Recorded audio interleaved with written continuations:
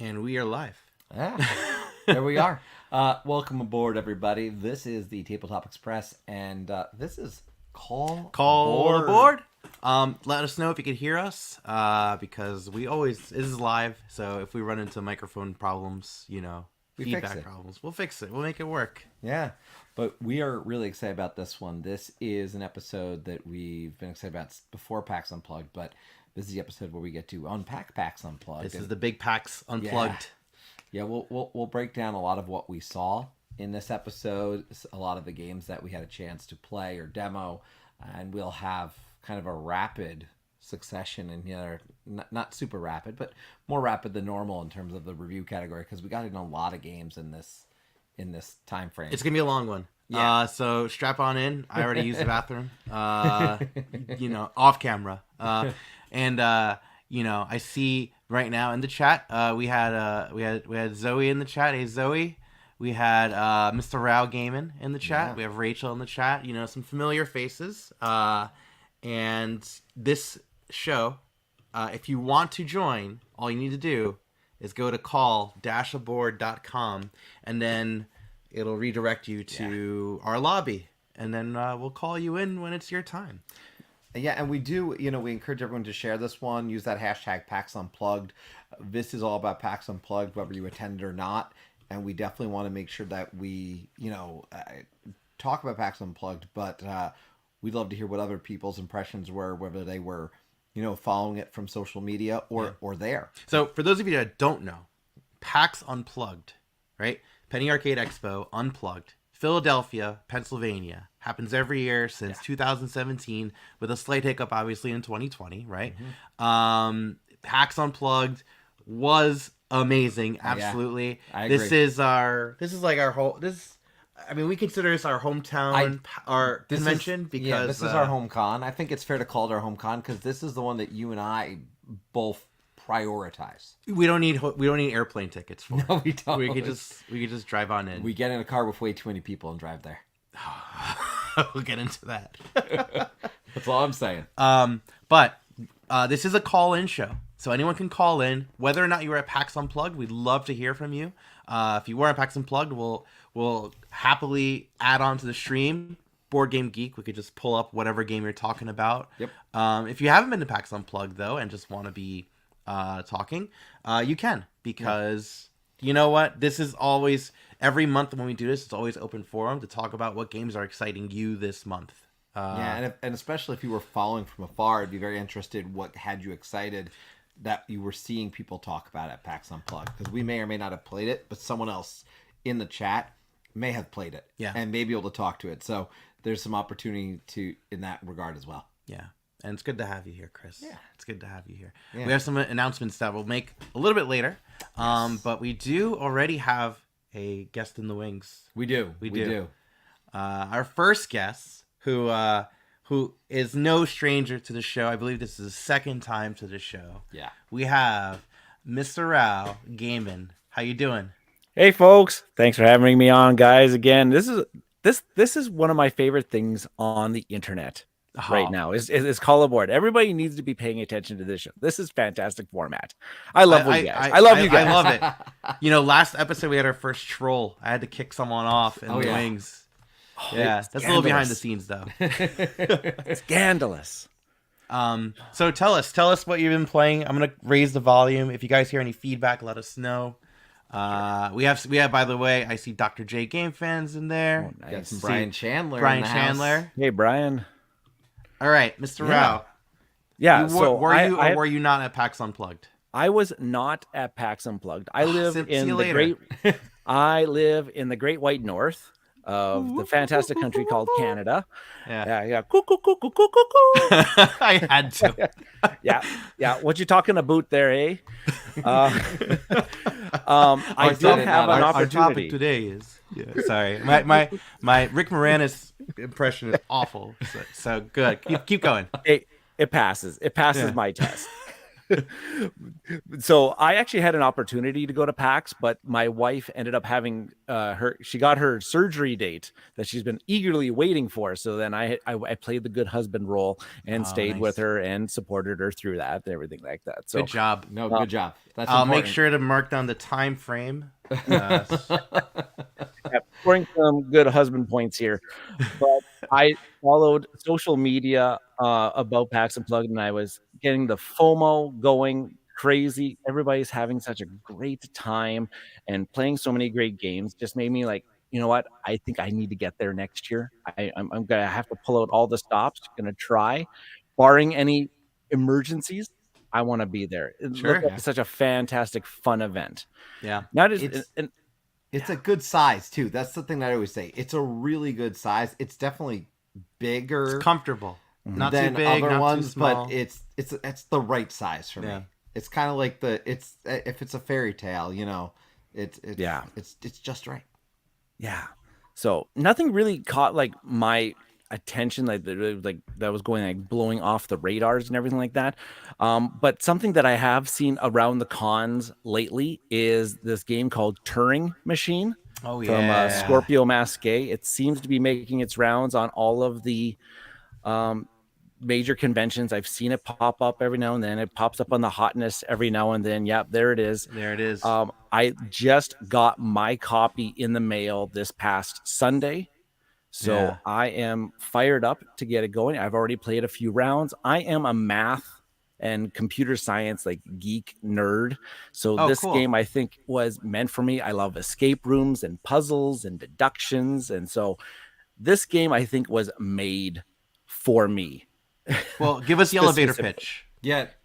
Tell everybody about this one. So the elevator pitch on this one would be Alan Turing was the man who's kind of like the grandfather of our modern computer science.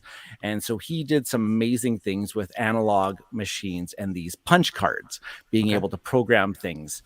And so what this game is, it's trying to simulate being able to deduce a code using this very similar punch card material. And so you'll have these cards that are kind of like around that center hexagon. And these are they're called the verification cards. And so you're trying to test out a code. So you'll just come up with a 3-digit code, say like 246, and then you're going to test those numbers and whether or not like, hey, is the first number bigger than the middle number? Is it smaller than the middle number? Is there any threes inside this code? So there's a whole bunch of different things. And then that center, those little squares, those are what you try to test your guesses on. Huge. And keep it going. Oh man, yeah. There it is. So on the flip side of those square cards, there's going to be like a whole bunch of X's and check marks. And so what you have to do is you have to test your code. So there's a little punt. I don't know if you can scroll up a little bit. Sure. There is this there's a little box of these numbers. Yeah. So you create your 3-digit code, 2, 4, and 6. You stack them on top of one another, and you lay them on top of that square, and it'll tell you whether or not it's right or it's wrong based on whatever that card's criteria was. Like, is the 2 the lowest number in the code? You put it on. Nope, the 2 is not the lowest number in the code. Okay, so now I have to go back to the drawing board. So you're asking the machine these questions, but the machine here is just all these punch cards. Yeah. I don't know if I'm doing the best on it is a lot of deduction fun. Let me tell you though, this only had so many copies every day at PAX Unplugged. People were lining up for this, running to this. It was like 14 copies it was a really low number. I wasn't in that line. So I can't speak to it. I was in the line for Ready, Set, Bet immediately in the morning, even though I didn't need to be. Apparently there was plenty of copies, but this one, people were rushing to it. And if someone had it, like people were like excited to see, oh, you were able to get a copy. Oh man, I wanted to get that. So it was really neat to see. Yeah. So and I see Rachel saying that it's a very, very clever logic game. Cannot wait to be able to buy it. Played it at a convention recently and thoroughly enjoyed it. Yeah, like when people are playing it, they're actually enjoying it. And hey, I get fired up anytime that people are enjoying doing math. Like, Yeah. I get fired up about this. I'm actually going to be bringing this into my classroom and getting my students to try testing it out, because Oh, cool.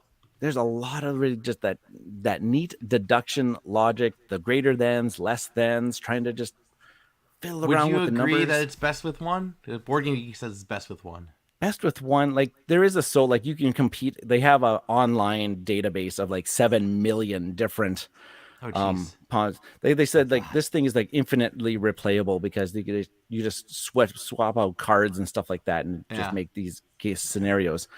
The game comes with 20 inside its box, but then you just go on their online app and they say 7 million. So I'll take their word for it.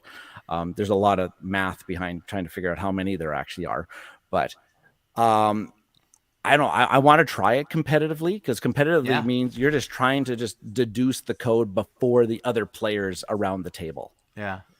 And like my solo game, like I've played one solo game so far, and it only took me 10 minutes. All right. To actually try to figure it out. I'm going to right now, just so I don't forget, move it there. There you go. Wish list. If you have a chance to check it out, and it's relatively inexpensive, at least here in Canada, it's 35 like Canadian dollars. So I don't know, that's probably like 10 American dollars or something like that. Or nice. So. Okay. So my question to you now is like, in terms of like deduction games, what is there another deduction game you would compare it to, or is it really like, because like I know Search for Planet X was very big when that came out for in terms of like pure deduction kind of things. This would be, I would maybe put this along the same lines of like a cryptid. Oh, if you're kind of like, if you're we'll talk about that later. Spoilers. Go ahead. It's on our list tonight.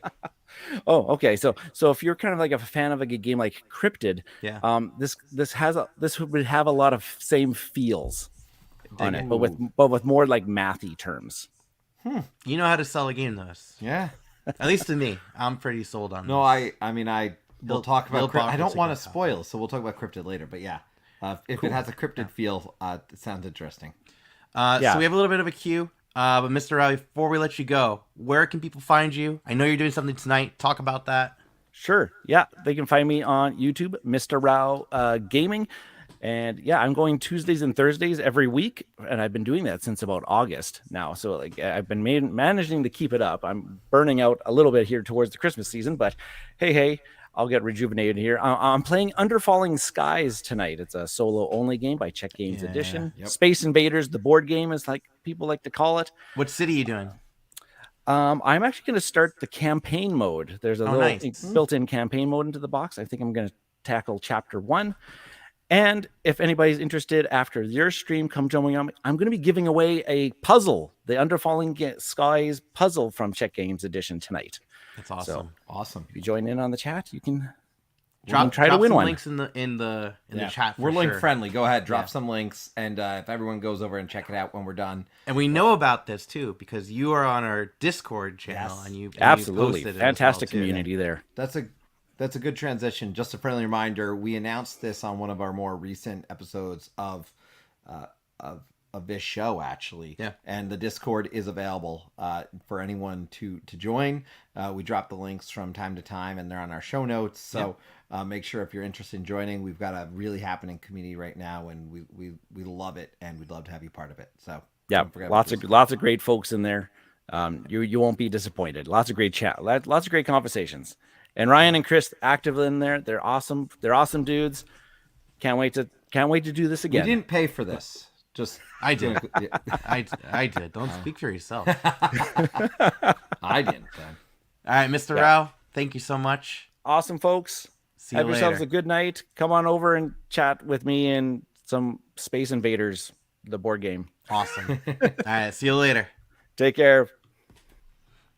Awesome. Cool. That was a good first call. Yeah, great start. We got some people in the queue though. We do. It's exciting. So we're gonna go on to our next caller, who I believe we met at the Fowler's Games booth. Yes, Fowler Games booth. Yeah. I've connected with this person over Twitter for a while. We got Skye Larsen in the house. How's it going? We can't hear you. Hang on. Hold on. Is it? I think I just had mute. There you go. There we are. How are you? I'm doing great. Yeah, sorry about the weird lighting. It's good in the morning and terrible at night. So it's all good. If there's one thing we know very well, it's weird lighting. So don't worry. We're still working on it every episode. Yeah. I have to say, so we ran into you at the Family Games booth. How was the con from a different perspective than, say, walking the floor constantly throughout the day and being behind the booth? Yeah, a lot less walking overall. But it was fun. It was my first time working a booth. I've been at some smaller cons and done kind of volunteer type work, teaching hot games, that sort of thing. But this was my first time kind of doing the working behind the booth grind, and it was a grind. I'm not particularly like a super social person like Tim Fowers is, where he's just super energized talking to everyone, and so it's a little more work for me, but I had a lot of fun with it, and meeting people like you and other media content creators, as well as all the fans, prospective fans, that was really fun. So I really liked it. So why don't you talk to us about maybe a game that caught your eye, or what was your game of the con, or experience of the con? I didn't get out much. Yeah. I really wish I would have. So I do know. So the only time we snuck out for a little bit was my wife had seen a game called The Night Cage. Oh yeah. Kind of a moody co-op experience that we thought would just fit. We have a friend group that we play kind of the most regularly with. Yep, that's the one. This one, right? Yeah. So we just based on their vibes, like they love the Arkham horror games. They love anything kind of like dark, and then they also love cooperative, and so we thought it'd be a great one to go with for a gift. And I have already gifted that gift, so they have to. I need to ask, because I haven't spoiled anything, but yeah. But yeah, so and then the small little other aspect of it was I had actually played the prototype way several years back at SaltCon in Utah. So yeah, so that was kind of a nice little tidbit too. Although I'm sure the game changed quite a bit from them, but yeah. So I've seen a lot of pictures of this game. I always see pictures with candles. I'm assuming it doesn't come with the candles. You have to add those in. I assume. However, the one aspect that stuck out most strongly in my mind was a cool component decision they made, where so it's a tile kind of laying game. Okay. So you have these square tiles, and they stack up like in a holder. I don't know if there'll be a picture of it, but they stack up in like some type of container that kind of looks like a candle. And so when the tiles run out, the game's over. And that just fits really thematically with you're in the dark, the candle's slowly getting smaller and smaller, and then it goes out. And, there's... Is that this thing on the right? Yeah, I think that would be it. Although that looks extra fancy. No, I think that's it. You got the cardboard standees, so that's probably it. Nice. But yeah, so yeah, I haven't been able to dig into it again yet, but I'm looking forward to playing that with our friends. I remember it being, I know this has been a discussion before with can a game be scary, really. I thought this game of any game got the closest. Yeah. It wasn't jump scary as much, but it did kind of just have that moodiness, that kind of, how are we going to make it out? And just the way the paths kind of appear and disappear. It's a cool game. I really liked the prototype when I played it. That's awesome. Now, one of the things you were doing while you were there, and we'll certainly talk about it tonight as well, is you were showcasing Paperback Adventures. Mm-hmm. Can you talk a little bit about Paperback Adventures? Because obviously you're going to have a great perspective on this one. So I'd love to hear kind of, a little bit more about it from you, so you could share with everybody and talk about, what kind of reaction you were getting at PAX Unplugged as you were showing this one. Honestly, so yeah, I was the co-designer of Paperback Adventures, along with Tim Fowers, who's obviously the publisher of Fowers Games. And selling it there, it was its debut convention. There'd been media copies at a couple, like Essen and some of the cons before, but this was the first, official con we could sell it at after we had send it out to our Kickstarter backers. So it was just honestly amazing. I don't know, just seeing people like come and uh, uh, just everyone was very interested in the game, and that doesn't mean everyone bought it, but all the reactions were polite, and then you could, when someone really kind of it clicked in their heads, and you could tell they're just like, oh, like that's such a great feeling as a creator, and yeah, it was just really amazing to experience that, and not be in an environment where I had to feel super salesman-y, because I really was just there to teach the game, and mostly it's people who want to buy games, so they're stopping by, to kind of do that themselves. You're not stopping someone from something else they'd rather be doing. So yeah, I really loved it, and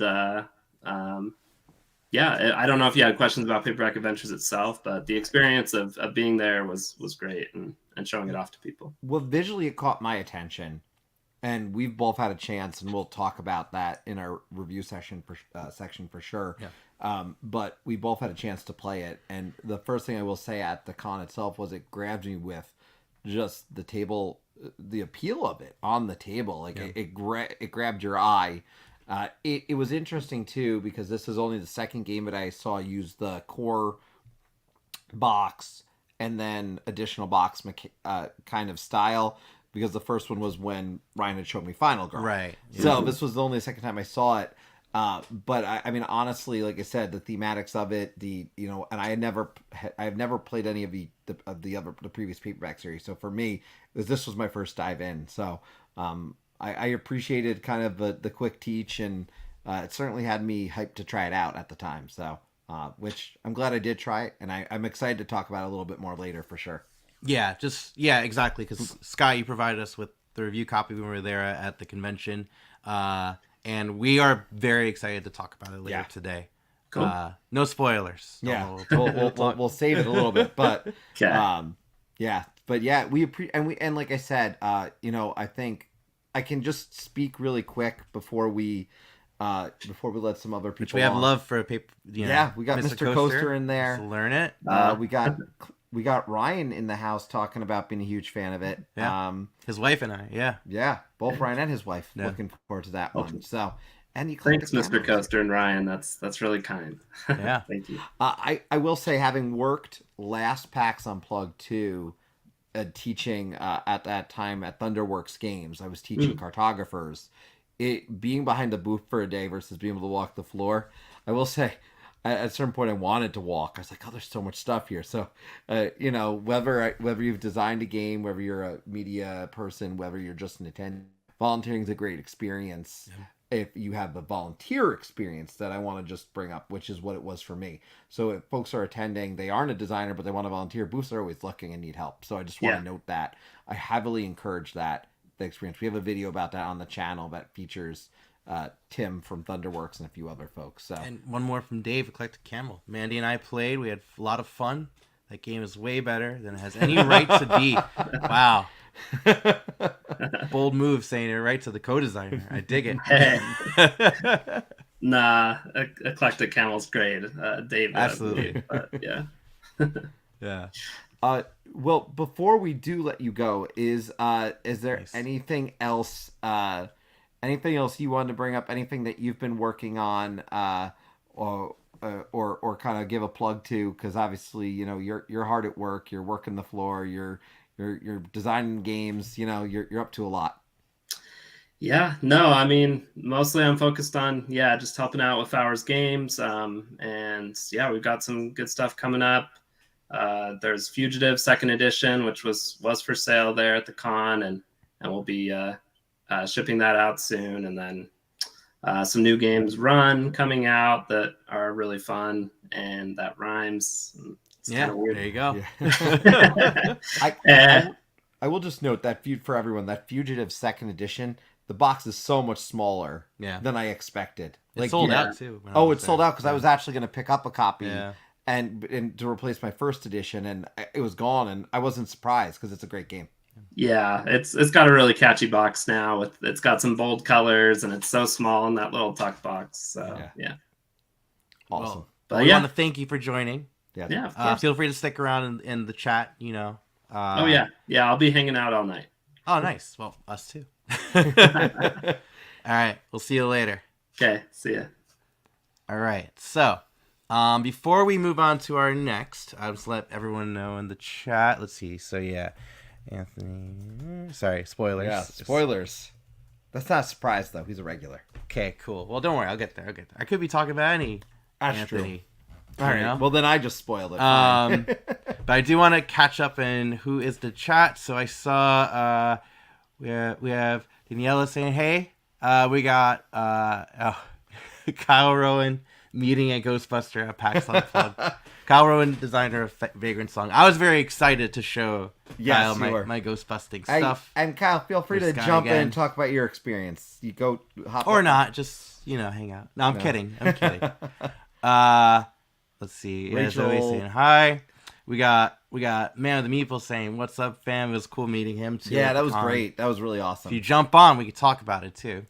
Maybe we'll talk about it anyways. And yeah, Collect a Camel, Dave's on. All right, cool. So I think we caught up on the we're chat. Caught up on the chat here. So that's I think means it's time to bring on no stranger to the channel. No stranger. One of the people who has been involved with this one as probably longer than you. Absolutely. Yeah, I was gonna say. He's been involved before. Actually, I will say before we bring him on, I just got the notification, the memory of our stocking stuffers video that Anthony and I did. Let me bring him in. It's Anthony, bring him in. Board Game Dads. Here he is. Our stocking stuffer video. You remember that one, Anthony? Yeah, of course I do. That's a good one. You know, of all the videos on my channel, the stream that we did of our favorite Roland rights is by far the top video in my channel. Oh, wow. Got over, I think, almost 500 views. Oh, nice. I don't know why that one specifically, but people like Roland rights. People like Roland rights. That is true. So it might be time for an updated list. Yeah, I'm down. Yeah, I'm down. Let's collab. What is up, If you want a homies? very begrudgingly list, I'm happy to add 5. I'm actually interested. Honestly, I would actually love to talk about Roland rights because I don't like Roland rights, but there are some that I do like, and that would I feel like that might add some muster. I feel like they're getting like meatier and more significant now, which doesn't mean better though. No, but I feel like that was shown Hadrian's Wall, and I think I don't know even where Hadrian's Wall ranked in his top ones. Somewhere. It's somewhere. See what I'm talking about? That's what I deal with. That's what I put up with. But no. So you were PAX. I know we didn't get to see you. But what was your PAX? So even more so, I don't even know. What was your PAX Unplugged experience like? Any games that stood out to you? Anything you got a chance to play that really just kind of jumped out at you? Yeah, so I only went on Saturday. I'm usually a one dayer, but there's definitely a lot to look at.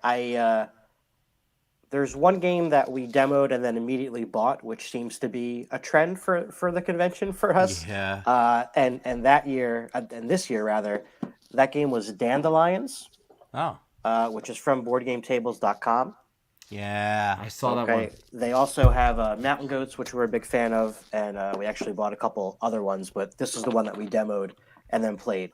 It's similar to other games in that it's a area majority kind of thing, but it's just with dice, and you're basically rolling a whole bunch of dice and then moving your little marker to these different valued gardens, basically. Okay. According to what your value is that you assign. So if you want to move, you roll a 6. You want to move 6. Go ahead and move 6. The cool thing is though, if you move and then land on someone else's pawn, you then, I think they call it floating or something like that. You move that many spaces again, so you can move around a lot more. And the other thing is, if you land on a garden with a die value that already exists there, so if I rolled a 4 and landed on a garden that you already had a 4 on, I would push you to the left or right to a different garden. So there's a lot of ways to kind of manipulate who's got, the most presence where. And then you get points for, majority and pip values at the end of the game and stuff like that. But it was a game that I honestly, we played it and I was like, I kind of wishy-washy on it. My wife liked it more than I did the first time, but I'm glad we bought it because we played it again, just 2 players, and I liked it a lot more. Although I think it does shine at 3. I should add, it is only 2 or 3 players.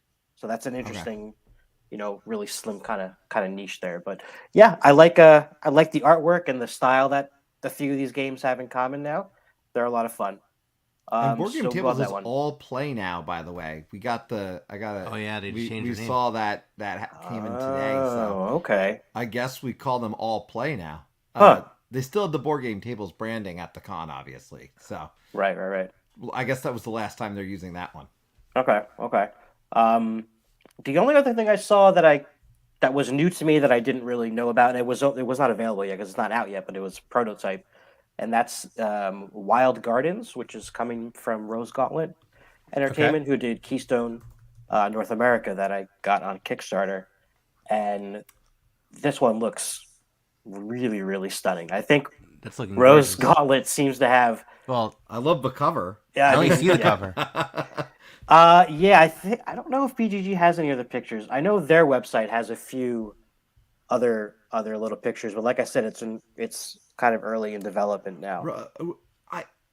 The whole team over at Rose Gauntlet, everything they come out looks gorgeous. I've not played enough of their games. But yeah, everything they put out is beautiful, so that doesn't surprise me. Yeah, so in this one, you're moving around a board and kind of foraging for these wild growing ingredients, and then fulfilling different kind of like recipe cards and things like that. So I don't know how revolutionary it is gameplay wise, like mechanics wise, but it looks awesome. It's stunning on the table. I think I'm at a point where I if I get a game that's kind of similar to other games, if it looks better, it's just going to get played more. Yeah. I mean, that's what it comes down to, right? Because there's only so many new things you can do in game design, but before it kind of becomes a little bit redundant. So having artwork like this, really stands out. I mean, that seems to be the consensus in the chat, right? Like, that looked interesting to Mr. Coaster. Skye Larsen, saw it briefly. He went and skipped the booth, and it really caught his attention. That it was. And I have Stardew Valley, and this does make me think of the board game port too, not just the video game, but the board game itself. Yeah. So one thing I'll say, and I'll ask you guys, and maybe someone in the chat as well. I saw a few people commenting on social media that they were sort of unhappy with the layout of the convention this year. And I was talking to Eric about this as well, but I feel like him and I have a similar stance in that, we don't really, because we usually go for one day, we pretty much spend our whole time in the expo hall because there's just so much there. But I know there are many other things happening in the convention center that are not just, vendors. And it seemed like the complaints were kind of about that. Like people said it was hard to find X, Y, and Z and things like that. I mean, did you guys venture out at all? Because I know you were there for 3 days. Did you go other places? Was it hard to find stuff? We had to do the one thing. There was one spot where there was a lot of going through like a line to get in, where like there's a quick metal detector check and go through in that, and you had that a few times. And then there was one area of it was like almost in the other building, but it's in the same building because you can walk across. And I didn't know initially where we were going for certain things. And then and this is a good point. I had the hardest time finding Unpub. I didn't even go to Unpub. I wasn't there long because the first time initially was like it was actually kind of annoying to find. Yeah. So I can understand that complaint, and they also didn't have access because there was a history or social studies convention going on in that long hallway that they used to put some stuff, and that was a perfect spot. So I think that threw it off a little bit. Yeah. And Cardboard Time saying, I think in comparison to last year, I preferred the more compact layout. I also didn't like the split bottom floor layout. And, I still find it to a problem with PAX Unplugged when it comes to the free play time. Because if you're not there early enough for free play time, you're not going to get a seat at a table. It's just Right. all the tables for free play are packed. And not for nothing, a lot of the time we were at our hotel lobby just playing games because at least we can guarantee a table there. And thank God, which we'll get to later. Well, We'll get. That's my tease. Yeah, let me do my tease. We were very glad we did it on one particular moment. But yeah, we did kind of go there because getting to a table, I love the idea of playing in that area because maybe someone's going to join me for a game. I'm going to meet someone new, but it just wasn't realistic. So thankfully, we had a lot of folks that were able to connect with, a few who are here in the chat and get if I was just walking the expo floor, like I wouldn't go to CGE. You know, they had a whole room downstairs. It was great too. The room was awesome, but you wouldn't have known they were there. Same with Classic Cardboard, that whole area, you know.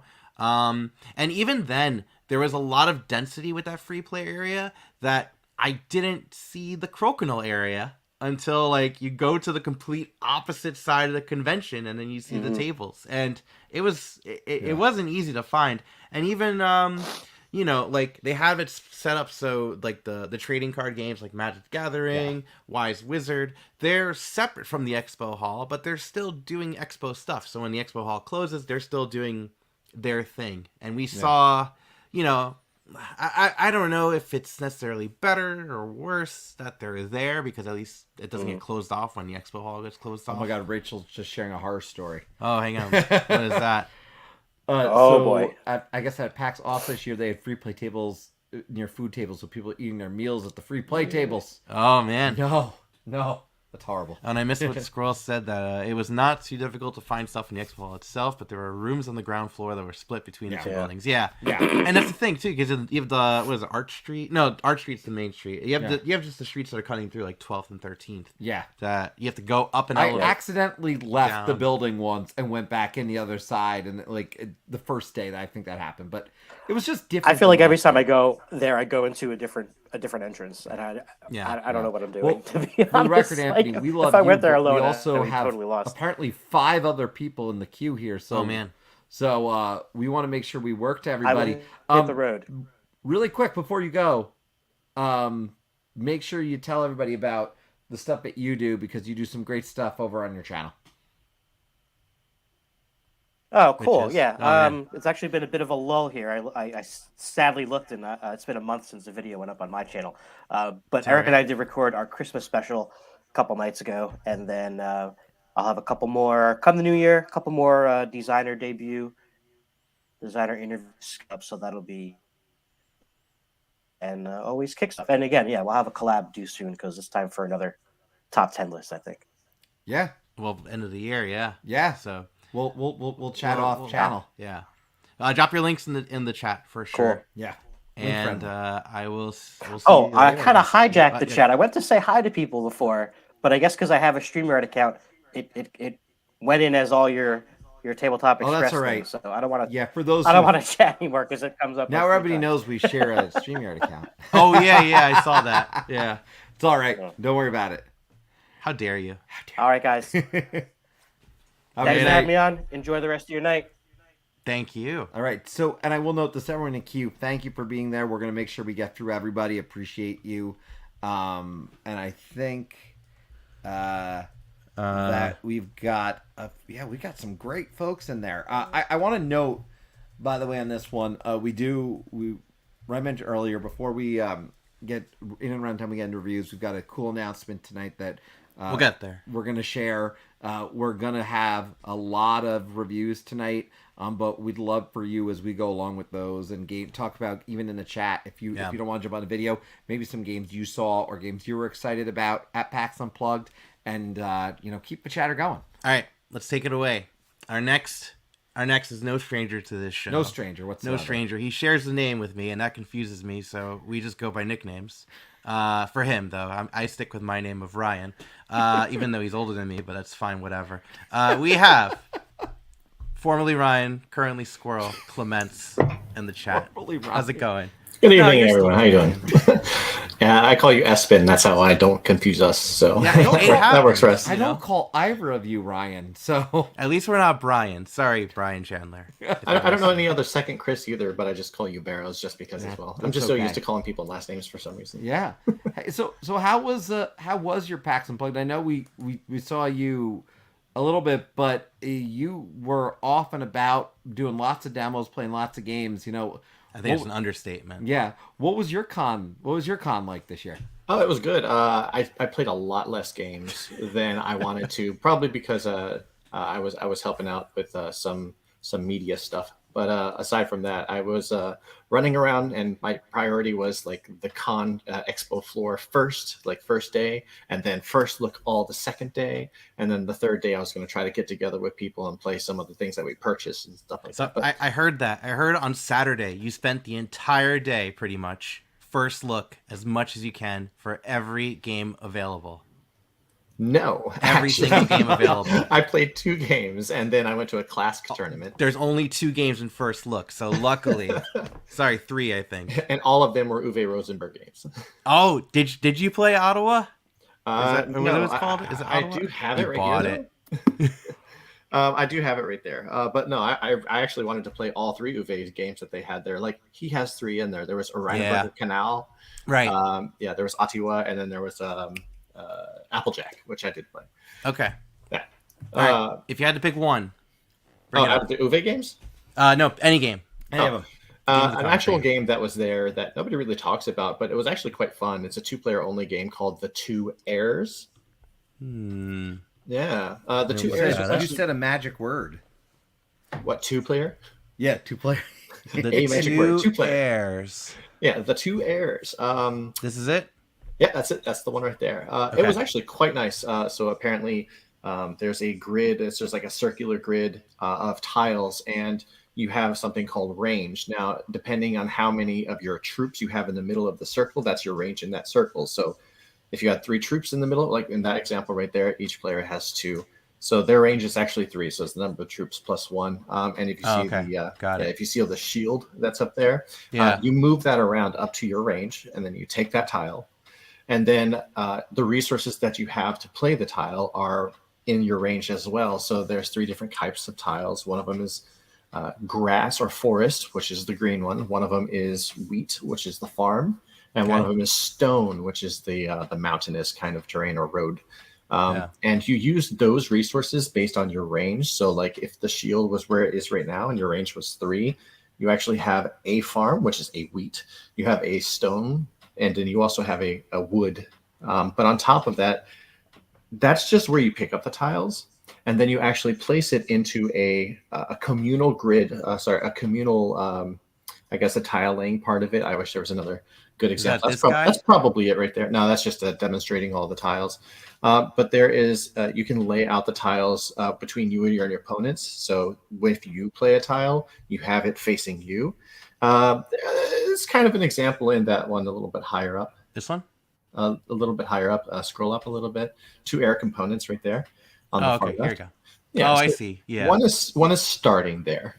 So if you notice, you also have a troop out there, and whatever landscape your troop is on, that's also a resource that you have. But if you're playing a tile for you putting it so it's facing you, and your opponent is facing it towards them. Okay. Each tile has its own different scoring. Like for example, you could score based on how many farms are next to that tile. So you can place it next to your opponent's farms if they've started building that up, and you get points based on that. But the whole idea is to like play out this grid between you, both of you, and so you're like fighting for like the best way to score points. And I think the unique thing about this game is that you're scoring points based on not only your tiles that you're laying down, but like you can also set it up again that your opponents are benefiting you because their tiles are nearby, or they have like roads on their tiles that lead to your tile, and you have points based on how far the road goes. But I really think it was a really nice game. Me and Sig, Sig, played this together, and we actually really enjoyed it. Sorry, we're on 2 different tabs. I missed some people in the chat too. They were saying, "Is that circle brick textured? Is it, or was it well drawn?" No, you're talking about probably the earlier picture where it looked like a stone. No, that's not even in the game actually. Oh, okay, got it. It looks just like you see in this picture right here that has up. Yeah.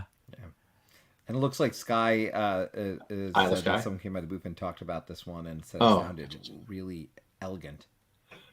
Yeah, I really think it's the very unique thing is that you're like basing scoring like most other games that you can think of that's tiling. You're getting points based on how you lay the tiles. Carcassone's was the only one I can actually think of where like it's a communal tile laying place where you get points based on how things are structured there.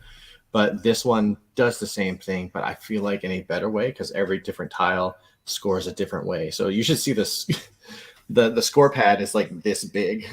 I saw that. That was in the chat. Yeah, I saw that in the images, how huge that score pad was. And you have to be like, all right, where's the gray fence icon? Okay, there it is. All right, how many points does it get? And then you just score it. This is it right here. Oh my Yeah, gosh. That's the score pad, yeah, right there. That's just for one play? That's one play. Oh, geez. Yeah, so like again, like you see that yellow tent up there, you could be like, all right, who owns the yellow tent? Great player does. All right, how many points did they get from that tent? And you mark it down. It's not as bad as it seems. We looked at that score pad and we were like, oh, scoring's going to take like 15 minutes. But it was only like 5 or so. It was fairly nice. Nice. Yeah. So that was the 2 airs. The 2 airs. I need to try that out. I That would sounds like my kind of thing. Yeah, it sounds. You said 2-player game. Yeah, it's a 2-player only game. Yep. Well, it looks like there is a solo mode. I actually didn't realize it had a solo mode. I don't know how that works, but it is a 2-player game that we played up to 2. Oh, that's awesome. No, I definitely want to try that one. Mark it down. All right. So before we let you go, and feel free to jump back on if we go through, because we're going through a whole queue of people right now. Is there anything you want to add? And that podcast you were helping out, which one is it? Do you want to drop in? That's this hat right here. Oh, hang on a second. This is the Level Up Board Game Podcast. Oh, signatures. I got some Vassal, some Rodney Smith from there. Nice. Awesome. But yeah, it's the Level Up Board Game Podcast. We actually I'll just put it down here. We actually just started the 3rd season, and it appears that I will now be part of their media group. So I will actually awesome. Yeah, so I will actually be like joining in on more of their podcasts, but it is a podcast format. So, a lot of people are more interested in like the visual aspect of like seeing what the board game is that you're talking about. So the podcast is, really low when it comes to like getting support from the media for board games, but we hope you listen out. We have some hilarious hosts out there. So I would like to, invite anybody to join and check it out. Totally. Drop the link in the channel. And we should probably get in contact for doing it on the table. That sounds like a great idea. Yeah, Barrels, last PAX you actually met him. Yeah.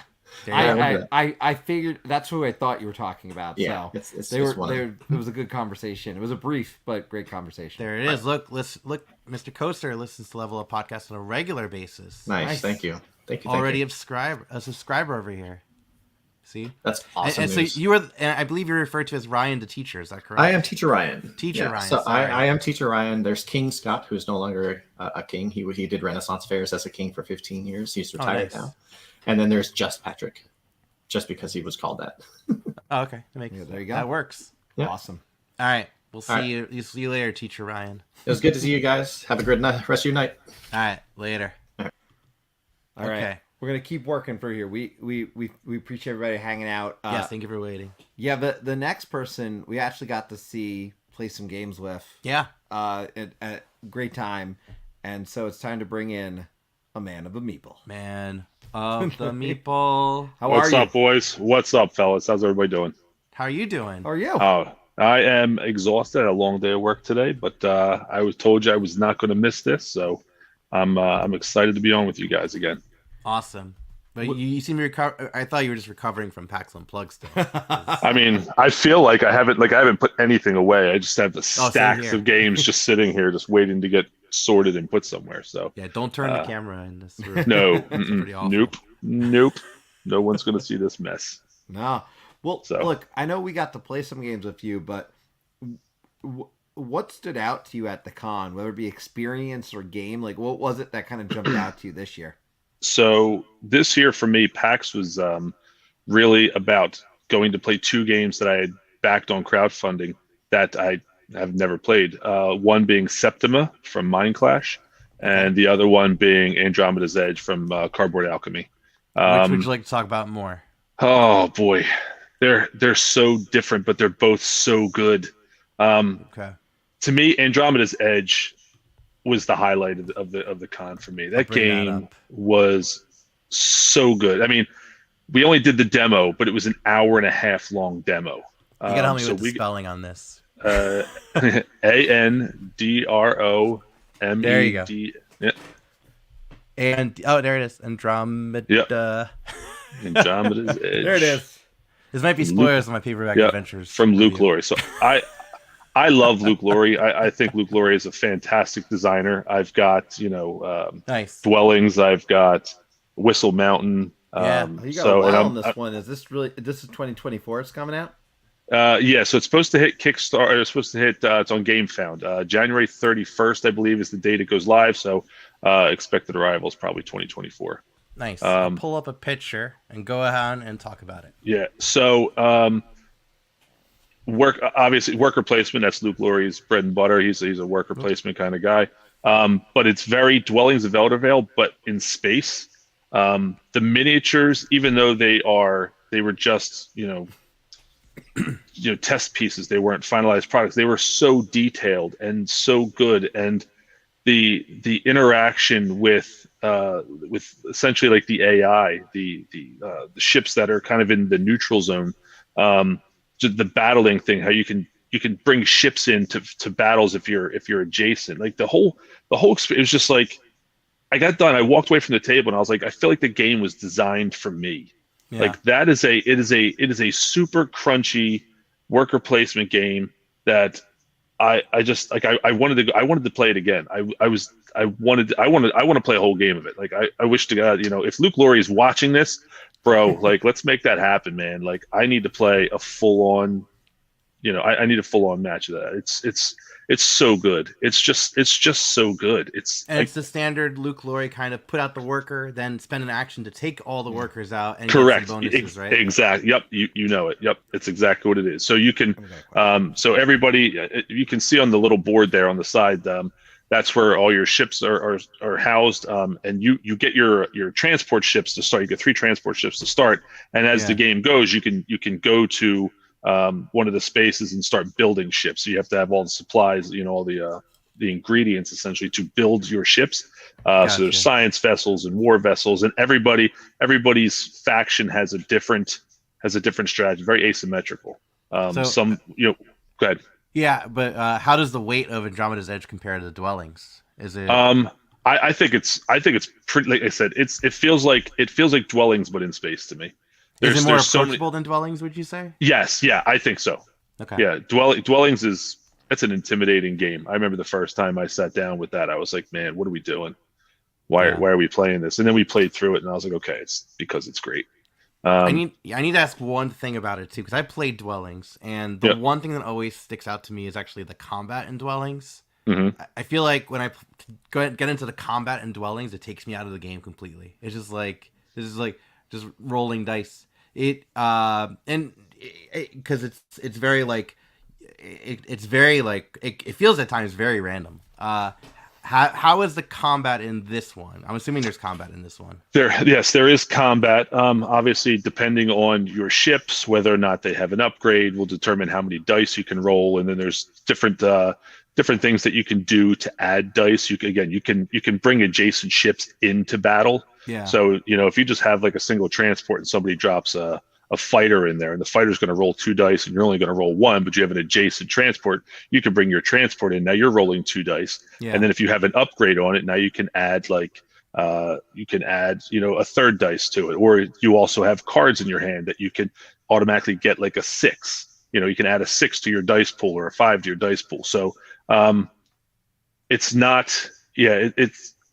I can see where you're going with like how you kind of get lost with the Dwellings battle, but I think this is this is a much better battle sequence. We had one point where somebody attacked me, and then somebody else brought their ships in, and we had like a 3-on-3 battle. Oh, cool. And I had 2 cards in my hand that added a 6 and a 5 to my dice pool, and I wound up blowing up everybody's ships. So it was it's good. Like you see the the inspiration from Dwellings, but it's a completely separate game, and I thought it was fantastic. I thought it was so good. Cool. All right, so that's end of January. Andromeda's Edge with an O. Yep. Andromeda. I will say it like that, so I can spell it easier. There you go. So where can people find you? Are you what are you up to? So right now I'm just doing Instagram. Amanda the Meeple on Instagram. I started getting back into some photography.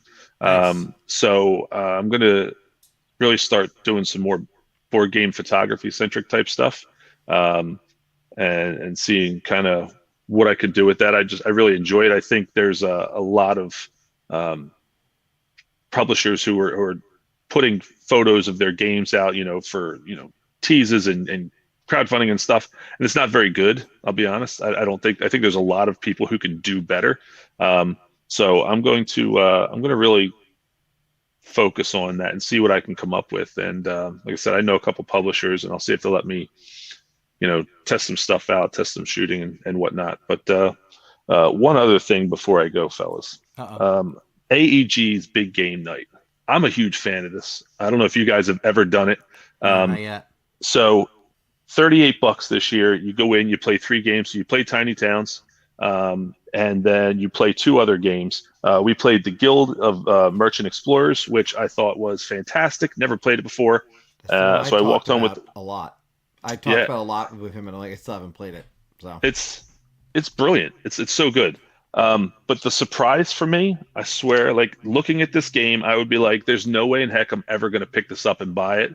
But that old wallpaper. Oh yeah. Yep. Holy cow.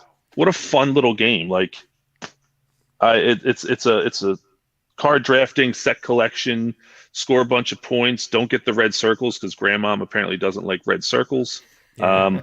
But such a fun game, and that's what I love about AEG's Big Game Night, is because they bring stuff that I've never played, and I mean I'm sure some other people have played them, but and I walk home with a couple games that I'd never played before, and I actually really enjoyed it. So if anybody goes to the cons where AEG's Big Game Night is there, like do it. It's so much fun. Do they provide the games for you? Like you go home with okay. Yeah. So like I went home with this brand new. I got a copy of the Guild of the Merchant Explorers.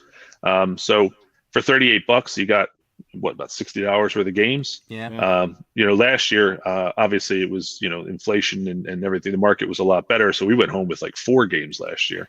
But they do raffles, and they were giving out games all night long. So I think World of Witchcraft was one of the games last year, if I'm not mistaken. That was the surprise game for me last year. I love that game. We must have played it 6. Me and Mr. Coaster. We wound up playing at least 3 or 4 games of that while we were there, and it was great. Nice. Awesome. Well, we appreciate you coming on. It was great to see you. Drop your link in the chat. Drop your Instagram link. It was really great to see you. I do want to say that it was so awesome when you came on over to the hotel, and you as well came and hung out, and we appreciate it. And Ryan, you're a hell of an artist. Don't let anybody tell you otherwise. We'll get to that too. We'll get to that. All right, boys. All right, I'll see you later. All right, I'll see you guys. Oh, I love all the teases for what's coming in our reviews. No one has a clue what that even means right now. Well, it's all right. We did miss that question. Yeah. Man of the Meeple, if you're still in the chat, let us know about the dice rolling, if it's still broken by ties. And some love for Guild. I can't. What is it, Guild of the Merchants? Yeah, I almost picked it up at Time Warp Comic and Games, our local shop. If you're ever in our area, great place. Love them. Hey guys, they didn't pay me for that either. I just love them. No. But I really do. They had that though on the shelf, and I almost picked it up. I just didn't want to pay MSRP for it. I get it. That's all it was. I didn't want to do it for MSRP, but they're tempting me. I'm excited for the next guest, because this guest, I was actually very looking forward to meeting this guest. Because we've interacted a lot, and he's a board game designer who I do like his games. Not only that, I still need to ask him to come on the channel for doing a Creators Corner at some point next year. So are you now gonna pitch it live? Yeah, I'm pitching it live. So if you say no, I'm kidding. He's immediately. We're bringing on designer of Vagrant Song, Kyle Rowen. Boom, bum, bum. Hey guys. Hi, Hey, how are Kyle. you? Great. This is kind of crazy, huh? Oh, yeah. First time being on call aboard. This is exciting. I was excited as soon as I saw you pop in. I Yeah. was like, man, Yeah. we gotta go through people now. You know? No, it was, and it's funny because I think when it comes down to it, I mean, we ran over to your table. You were there all weekend playing and showing people Vagrant Song. I mean, you talk about working your booth, like you never were away from it. I felt like every time I walked by, you were there showing someone else Vagrant Song. What was your weekend like? You more or less just described it. So I didn't leave that booth at all. And in the off chance I was able to escape demoing Vagrant Song, I'd hop over to Bayou Bash. So Yeah. it was essentially a back and forth until. Absolutely brilliant. There you go. You got some love in the chat. Oh, hey everybody! Thank you for the kind words. So yeah, it was surreal. Yeah. Just endless demos. I had the spiel down pat. So basically on repeat for 10 hours or so every day.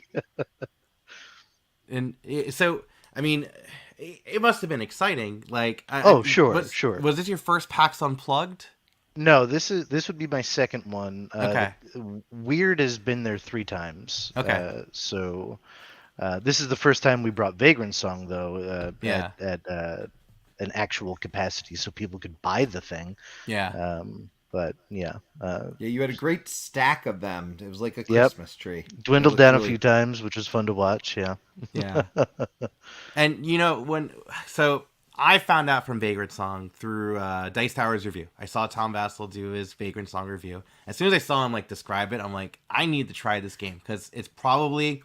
I'm pretty critical about board games, I feel like, and I'm very critical about Ghostbuster board games in particular. I hate most of them, and this was probably the closest thing I could find to a Ghostbuster game. And I played it, I'm like, man, this is nothing like Ghostbusters. Not really nothing, but I still thoroughly enjoyed it. I mean, I had to show you on Sunday I made it a point to go to your booth suited up in the Ghostbusters. In my Ghostbuster that gear. Suit was insanely impressive. The Slimer get up, I think I commented on the sounds that were coming out of the pack. Yeah. I had to carry the pack for a little bit. Oh, and yeah. That's like a 40 pound. I gotta tell you guys, that's like a 40-pound pack. Like I was like, okay, this is a lot heavier than I expected. So yeah, I as soon as I say pack, I just feel like tension. I'm not even. I did tell him next year I'm gonna have something a little bit special to wear around for one of the days. It's not gonna be as cool, but I've got a plan. Yeah, we'll cosplay it up. No, it's special. I'm telling you. So you were demoing Vagrant Song, but you're also demoing Bayou Bash as well, too, right? Yep. That's my other game. So that one, if you're not familiar, is I'm gonna bring that up on the slide too. Sure. So that's it's a racing game, but it's not about crossing the finish line. It's about gaining the most fans, and the way you do that is by beating each other up on the racetrack, tossing barrels at one another, using special abilities, that sort of thing. So and ramming into one another. This one good, or let me go to another one? Yeah, it's a good. Well, that's kind of just the track, but yeah, I'll go back. No, to the 1 3 or 4 over was pretty good. Let's see. Probably your closest. This bet. one, right? Yeah, that's a good shot. Yeah, that's probably the best. It's better. See, you could build a track however you want. Essentially, there's a bunch of modular pieces, double-sided and stuff. So, yeah. And the neat thing with this was you had the expansion that added more characters, expanded player count, added more of a modulars. I picked this one up. I have not played it yet, so I can't quite review it yet. I know we're gonna play it, but I had bought a copy of this with the expansion because it felt like Mario Kart. Yeah. And I know I showed it to my kid. He's like, "Oh, this looks fun." So my son is itching to play it. So I'm hoping to get it in before Christmas. But it really does have this great race feel that's different than because there's enough racing games out there. I love the fact that this one you don't. The Heat just came out, and finishing first is not the core of this one, which is what excited me. Like, yes, I don't have to come in first to win. That sounds great. I'm good with that. Yeah, so this is the first time we had the expansion out anywhere available. It hasn't even hit retail yet, so that was kind of a pre-release for us. and it adds a bunch of game modes, brings it up to 8 players if you wanted to go crazy with the game. It has a really strong 2-player mode, and new terrain types and stuff that add a lot of varied gameplay without adding much complexity. And the other side is a different terrain and it's harder. Oh, yeah, green is the easier side. Yeah, see, I did a little bit. I did read the rule book. Nice. I just haven't played it yet. Yeah, teach it to me. I will. Yeah. I will do the teach. Very different game than Vagrant Song, though. Don't go in there expecting to. Oh no, I'm not. Save any ghosts. No, I'm not. I mean, I was telling him when he told me that game, I'm like, man, I've been trying to get you to play Gaslands for so long, and this is so. I want to. I feel like we got to do a double. All night. right, we'll double do up. Bash. Do this and Bio Bash and Gaslands. There we go. That sounds fair. Just have like a car racing kind of. Yeah, race night race night on the Express. Race night on the Express. That sounds good. That's a tongue twister. Yeah, I know. No, I do gotta say the other thing before we like kind of go. I want to note you did also buy at there immediately. I don't think you thought about it. You bought the plushie. Oh yeah, but all the Vagrant Song. All the Vagrant Song yeah. plushie. So where's everyone's got to see this plushie because I love this thing. So this is DC. This is the demonic cat that is kind of the vendor in Vagrant Song. Yeah. And the character is inspired by a cat that's been around Washington, D.C. since the Revolutionary War. We just added some horns to it and a little bit of personality. I didn't know that. That is where he comes from. You make the dog a plushie, I'm buying it right the away. pup, yeah. I'm just saying, you make the pup. I'm gonna buy that plushie because that's the one I've been playing as. Yeah. And we talked about, we'll do a cosplay sometime, so I'm gonna need the pup next to me. I've gotten requests for the pup and the Tommy Knocker too. Oh, nice. So, yeah. Who knows? We'll see. Yeah. Well, I figure if we're gonna put a request, but you didn't officially ask, by the way. Oh yeah. So next year, as we're lining up content, we would love to have you back on the channel for more of a creator's corner where we get to interview the designer, talk about games, that sort of thing. Yeah, I think I'd be down for that. Why not? Well, and we have been doing. We've been off. We haven't continued our Vagrant Song campaign, but we have been playing different with different scenarios. I think we have 3 on the channel right now. Yeah. So we're up for a 4th. Hopefully by the end of the year. One more. We gotta get one more, and we gotta bring in John the Hand. Yeah. But this has been great, Kyle. Thank you so much for joining. And thanks for having this whole thing set up. This has been a lot of fun. Just to kind of hop in. And for anyone watching, whether it's your first time or your third time, a friendly reminder: we do this from time to time, once or twice a month. Anyone's welcome, anytime. We'll always have a new topic. Just happens to be PAX Unplugged, which we knew would be pretty popular tonight. Oh, and Vagrant Song question before we let you go. You last talked about an expansion. How's that going? When's that coming out? When can we expect that, you think? Earliest? I can't put a release date on it just yet. I'm knee deep in the development of it. I can give some details on it. I don't want to waste too much of your time. Let's save it for the Creators Corner then. Yeah. Okay. Let's save it. We'll tie it in. We'll keep everyone hooked to their seats. Drive some channel stuff. Yeah. So, all right, Kyle. Cool. Thanks, guys. Have a great night, Kyle. Thank you. Stick around.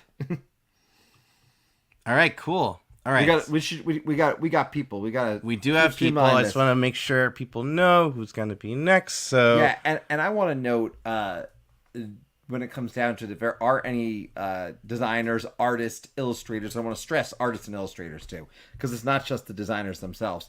We really love the idea of Creators Corner kind of sharing these stories. So feel free to send your recommendations or people you'd love to have on, and we'll certainly do our best to make it happen. All right. We're bringing someone very special on. Yes. Because this she was with us for so much of the con.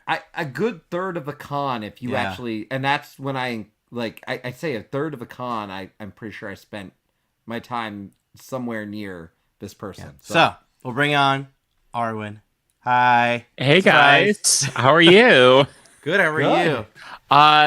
I think I might finally be a little bit recovered. I'm still trying to work at that, but otherwise very good. I mean, you right away, you and Jamie were doing your podcast, Cardboard Time, just like the the completely just unedited, this is our thoughts of PAX Unplugged episode. Yeah. You Listen to gotta it. you gotta get it out like in a timely manner, right? Yeah. So we just decided, you know what, we gotta record it, we gotta throw it up there, whatever. Yeah. And, I was like in the middle of doing dishes doing it, and I think it like I think my app like skipped, and I just re-listened to like part of the end. And I'm just like, okay, I already heard this part, but I'll let it play again. I appreciate that. My numbers appreciate that too. Yeah. Just making sure, you know. Yeah. So welcome. And before I let you talk, I'm just gonna bring up something.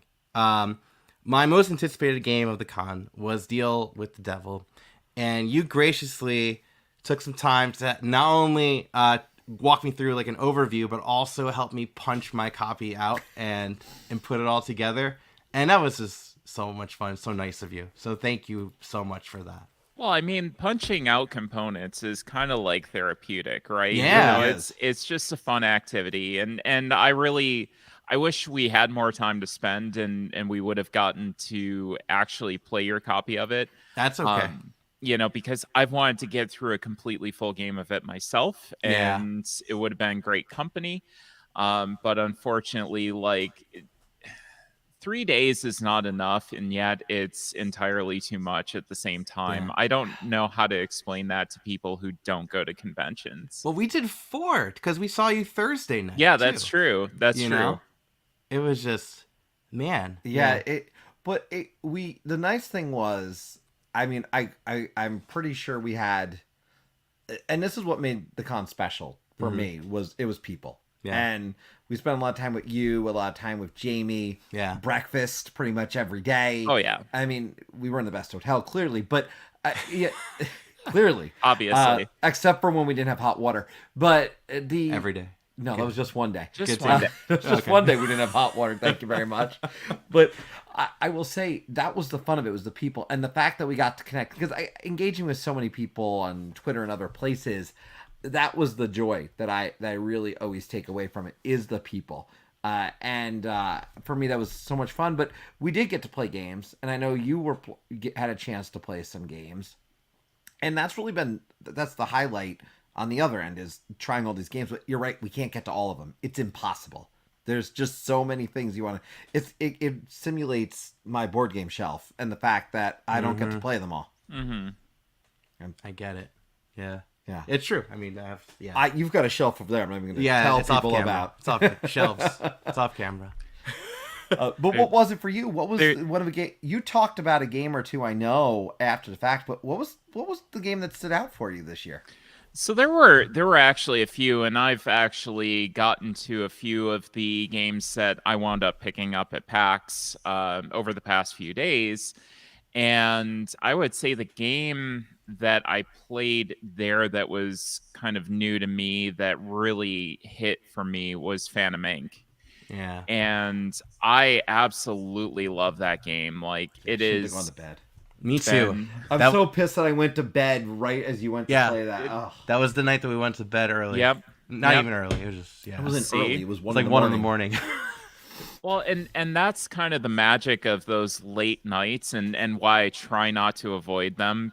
As much as a pain as they get to be the next day, because you just get those like 1:30 in the morning games in you, and like those are the best because you're punch drunk and not thinking clear, and it's just it gets wild.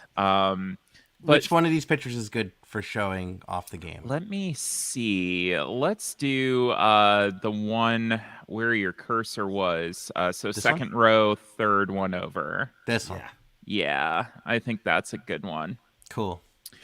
So in Phantom Inc., what you're doing is basically you have two teams, kind of like what you have in Codenames. You have one person that is the spirit, and everybody else on the team plays mediums. So you have these two spirits. You see the card that's on the top there with the 6 words. The two spirits are going to convene and decide which word they're trying to describe. Okay. So basically, you're trying to convey that word to your team. And the way that you're going to do that is your team are basically going to get these questions, and you can see that at the bottom of the screen there, like country, what country am I most likely to find it in, or what's a group of them called. So you're going to choose 2 of those question cards to hand over to your spirit. And once you do that, your spirit takes a look at them, shows off the question that they're not answering. And then they're going to go and start answering the question that they do want to answer, one letter at a time on the pad of paper. And at any time, the mediums on that team can say silencio and then stop the spirit from writing. So the other team has no idea which question you're answering. Like they have zero context other than what is on that paper. Got it. The little eyes on the side, you'll see 3 on the left and 3 on the right. Those are points in the game that you will get an extra clue. So basically, you'll get 1 letter in addition to what you've already gotten. And it gets to the point that one team decides to guess. One of the mediums will go and write down 1 letter at a time what they think it is. As long as they are correct, the spirit knocks, and then they will continue. If they are incorrect, then the spirit will say, no, that's incorrect. You have to stop. And then the other team gets to go. So it is... I wrote it off when I was at Gen Con because I got a very quick demo of it. I wrote it off as like, well, this is adjacent to Codenames. And I couldn't be more wrong. Like, this is its own beast. I absolutely love this. I have played it multiple times at PAX. I played it multiple times since I've returned from PAX. It is a great game to get out with people as a starter. As kind of a palate cleanser, getting to know people. I think that this is a really, really great game. Nice. Yeah, I it looks gorgeous. I mean, like talk about a presence, no pun intended. Like it looks like, it gets that theme across so nicely, When you took this out, it's not it definitely doesn't scare anyone away. Like, I think that's what's nice about this. So speaking as an entry point for someone to try a game, it doesn't overload you at first look. It's got an elegant look to it that I agree would draw you in. So I think I was just so exhausted at that point.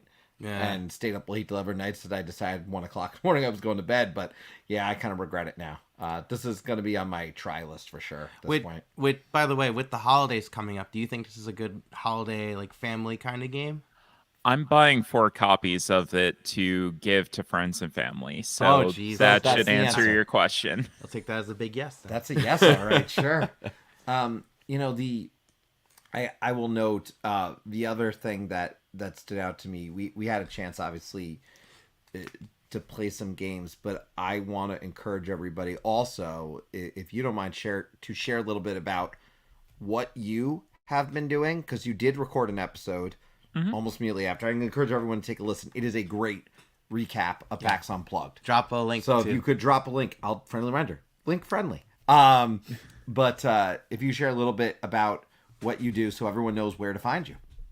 Yeah, so I'm at Cardboard Time. It is a bi-weekly podcast. The first half is usually talking about my shelf of shame, as the 2 gentlemen on my left have so clearly alluded to, talking about unplayed games, which was once at 330. It's now down below 150. Nice. Spoilers for the next episode. Yeah. And it is significantly down below 150. So I am very, very happy with myself. So you're saying I should feel bad for if I had 300 or so? No, I'm just saying you just have opportunity. I have gone from shelf of shame to shelf of opportunity. Okay. And I can send you photos of his shame. I need to see it. I need to we'll see put it in this. the Discord. Yes. We'll put shameless plug. Shameless plug. Such a bad pun. But it's usually the front half is talking about the stuff that I've played, and then the back half is normally talking about either topics that are relevant in the board game industry or people that are in the industry, whether it's people that are media personalities or designers, publishers, artists, customer service representatives, because at the end of the day, this industry is made up of a lot of really cool, awesome people. And it's often easy to forget that, especially when you're dealing with Kickstarters and dented boxes and all of that. So things that come up, treat people like humans, please. There's a person at the other end of this. Yeah, absolutely. And it's honestly, we find that very tough too for, even reviewing games at times. You always have to keep in mind that someone designed it. Yeah. Yeah, absolutely. Yeah. It's a very tough thing to kind of give that bad news to somebody that, something didn't either resonate with you or wasn't as good as you might have thought. Usually the way that I deal with that is to try to find the group that it would be for. Yeah. So anyways, I am on anchor.fm/cardboard time. Cardboard time in just about any podcast platform you can find. My Instagram is at @cardboard_time, as is my Twitter. Unfortunately, I need to find. So you're saying you're really hard to find. Yeah, I need to find the person that took Cardboard Time and have a chat with them. Friendly. It's going to be fine. There's no violence. I just want to know why they did that, because it's made SEO terrible. But and too much difficult. Just clarifying, it was 150. Yeah, yeah, that's okay. The impressive number is down 200. You brought it more than half. Yeah. More than half. It's possible, especially when you sell off 6 unplayed games in the flea market at PAX. But we were with you for that. That's true. We could talk about fun. that experience after the review section. Definitely our review, our selling experience as we waited for whatever that person's name was. Yeah. Oh yeah. We prefer to forget. It was a pleasure meeting you in person at PAX Unplugged. I look forward to our next hangout. One of my biggest highlights. We cannot wait to see you again, and hopefully it's before PAX Unplugged. Yeah. Absolutely, same here. I feel the exact same way, and it was such a pleasure and an honor to get to be able to hang out with you guys so much and have breakfast and play games, and we need to do it again soon. Yeah, agreed. And I've learned, when in doubt, just chant horse. Yeah, just horse from Ready over Set, and over again. That was pretty good. Yeah. More on that later. Arwen, see you later. Bye. Bye. All right, we're working through our queue. We got a few people left. We appreciate everybody who has come in tonight. This is great. Yeah, this has been great. This has been awesome. We knew we're really excited about one of the two people. No, just kidding. Oh yeah. Okay. What's fun is we could see you guys reacting. I know. I love that. I love that so much. So this our next guests. We're bringing on Paul and Laura, who are two most difficult. Hi. Hello. Hi. Are you on mute? No. There you go. No, we're not on mute. You're on mute. Oh, it was clearly us. Clearly us. How are you? We're great. How are you? Yeah. Really enjoyed we're we actually were thinking from Arwen's review, we'd love to just take a quick moment to brag about the more than 6 games that we got rid of in the swap. How many did we unload? Oh, let's just round it and say 50. You brought like 3 boxes, right? Yeah, Oh yeah, you were there. I brought I was there. 4 boxes in a cart. Yeah, it was. It was a lot. It was pushed a mile each way, not in the snow, but definitely on Philadelphia's sidewalks, which do not care about wheelchair accessibility, let alone a guy pushing a cart each way full of games from the hotel. That's Center City for you, man. Yeah, right. Yeah. At least you weren't in the historic section and try carting it over those roads. That would have been even worse. There were areas where there just was no sidewalk, and I just had to push it. Either I had to decide, do I risk getting hit by cars or push it through gravel? It was. Where were you? Where were you to help me out? We got our hotel literally Yeah. directly next to convention center. Pro move. For a Strategic. reason. For a reason. Yeah. That's true. Strategic. That's what it was. So I know. So Laura, I know you were there for at least one day of the convention. One day. And then you trusted him on his own to not buy 20 million more games. Well, so here's the thing. He flew back. Uh-huh. So he was limited to what he could. I drove back. He loaded the 30 games that we came away from PAX with before the last day Before into the last the car. day. Yeah. And then she left me a gym bag. She was like, here's a gym bag in case you pick anything else up on the way. So you can bring home anything you can fit in this bag. It sounds like a challenge. He Not a asked me to challenge. bring a suitcase. And I was like, oh no, I forgot it. No. You're going to have to deal with the gym bag. Yeah. That's like the PAX Unplugged Tetris game. Yeah. It really, it's I thought that the convention ended at 5. So it was 4:45. I'm hanging out by the Card Titan booth where they're starting to announce, all games 25% off, and anticipating the 50%, being like, guys, it's 4:45. I need my 50% copy of photosynthesis, right? But it just wasn't happening. So I decided to make one last sweep, and someone he practically jumped in front of me and was like, "Hey, you want to play Flourish?" And so I said, "Okay, I'll play Flourish." And that was it. That was literally, at the time I thought it was 4:55, and I was like, I need to be exiting this building.